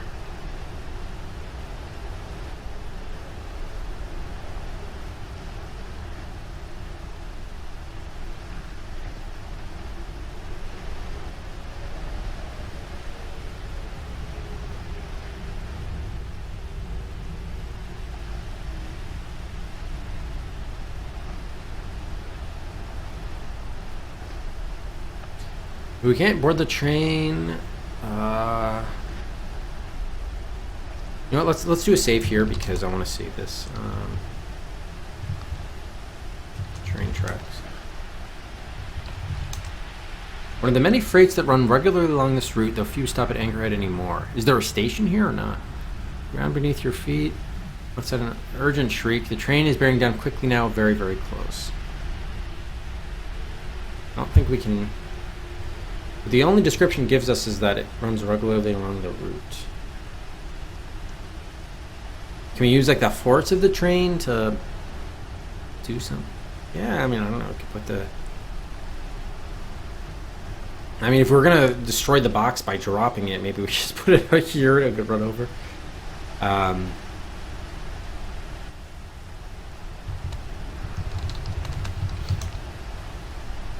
We put the puzzle box on the railroad tracks. With a sudden hot gust of wind and tremendous blast of noise, the train hurtles past boxes and flats flickering by like frames in a kinetoscope.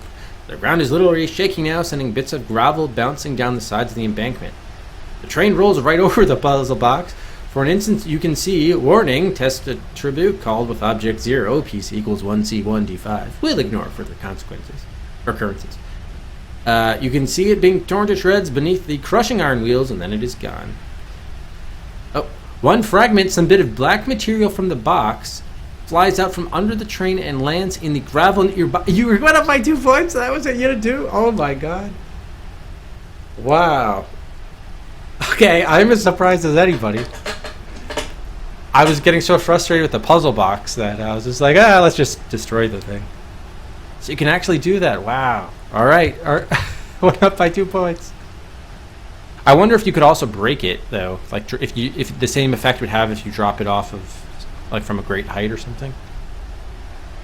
All right, so we got a fragment. Let's take a look at the fragment. Hopefully, I mean, our score went up, so clearly that was the right thing to do. So I'm not worried about destroying the box. Is the alternative solution if you didn't open it on day 2? Oh, so how do you open it on... Well, is it a spoiler to say how you would have opened it on day 2?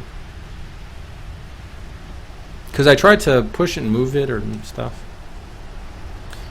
A dark glassy circle. Oh, it's probably the lens for the telescope. About the width of your hand in diameter, half an inch thick in the middle, tapering off to thinness or toward the edge like a convex lens. Yep. Its color is the deep, oily black of obsidian. Though you fancy you can see faint swirls of color inside it, like the rainbow sheen of oil on water. Its curved surface is cool and perfectly smooth. Although incredibly hard, the material does not feel like stone. There is an odd yielding quality to it, almost like something organic. Almost, you realize with disquiet, like skin. As abruptly as it arrived, the train is passed, the last wing car receding quickly down the line to the west. Or if that leaves. Okay, take the well, it's really a lens. Taken. Sweet, okay. Oh, we actually have 46 points now, yeah. Alright, so we don't really have much time. I guess we'll just put us our position to use it on the telescope, right? So we got the puzzle box open. Let's just make sure there are no other things that we need to take. No, okay. So the shopkeeper could open it? How? Or why would you know he could? Junction, east, southeast, east, enter pipe, south, oops, oh, down, turn flashlight on, south, turn flashlight off, up, north, up, south, southwest, northwest, north, up, east, north, east, southwest, turn flashlight on. Okay, let's save here because I'm a little concerned about the flashlight going out. So southeast, you can't go that way, so you have to go a different direction first.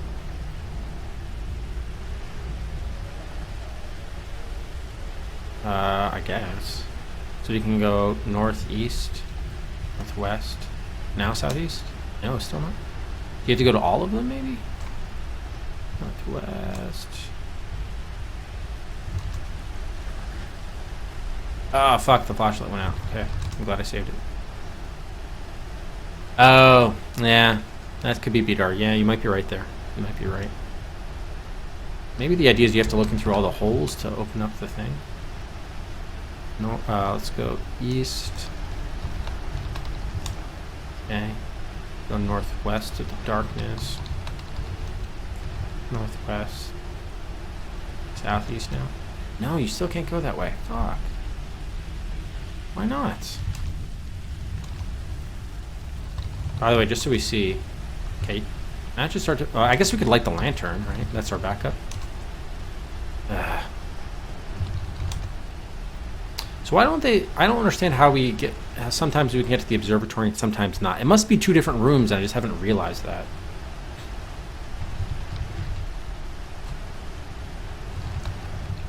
So I guess they must have put that as an alternate solution to...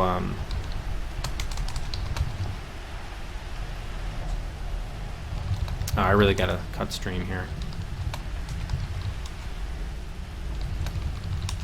Lantern's now lit. Alright. So why the hell can't I go that way? Maybe it's like a certain combination of directions you have to go or something. Yes, okay. We got it. Okay, put lens in slot. The strange black disc drops neatly into the slot. Look in eyepiece. For a few moments, all you can see is a murky, swirling blackness. Then patterns of colors begin to emerge, like the rainbow sheen of oil on water.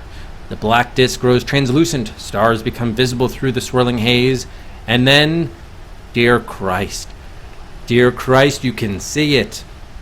The comet roaring silently through the endless void, streaking toward Earth, and it's alive! This thing that is coming is alive! Tendrils that must be hundreds, thousands of miles long streaming before it, reaching out to grasp and strangle and devour whole worlds. And it is coming here. It is coming to Earth. And its great lidless red-rimmed eye rolls over in a vast lake of vitreous fluid, and it looks at you. Megabyte, thank you for the host. You wake up sometime later shaking your head. You're not sure what exactly you just witnessed. Whether it was a genuine astronomical phenomenon or a hallucination or the actual form of some dark god from the outer reaches come to devour the world. You're not even entirely sure you remember what it looked like. The only thing you can clearly recall is a single name, pulsing in your brain like a bruise. Ayla da Baleoloth. Okay, so we have the name to open the door. I think I had a thing here. Ayla Beoloth. And that's all. Your score is going up by 5 points. Awesome. So we reached... Finally, we're halfway through the game. Waka waka. And Cedric's out. Save it here. 51 in the observatory. And we'll have to, just like that, pause it. We're going to have to call it there for today. We did find the telescope lens for the observatory, so that's done. Ayla Beoloth bits. Pretty good pronunciation there from the bot. And Dark, thank you for the 150 bits, much appreciated. Yeah, so we'll have to call it there for today. A lot of great progress though today. I mean, that was the best stream yet.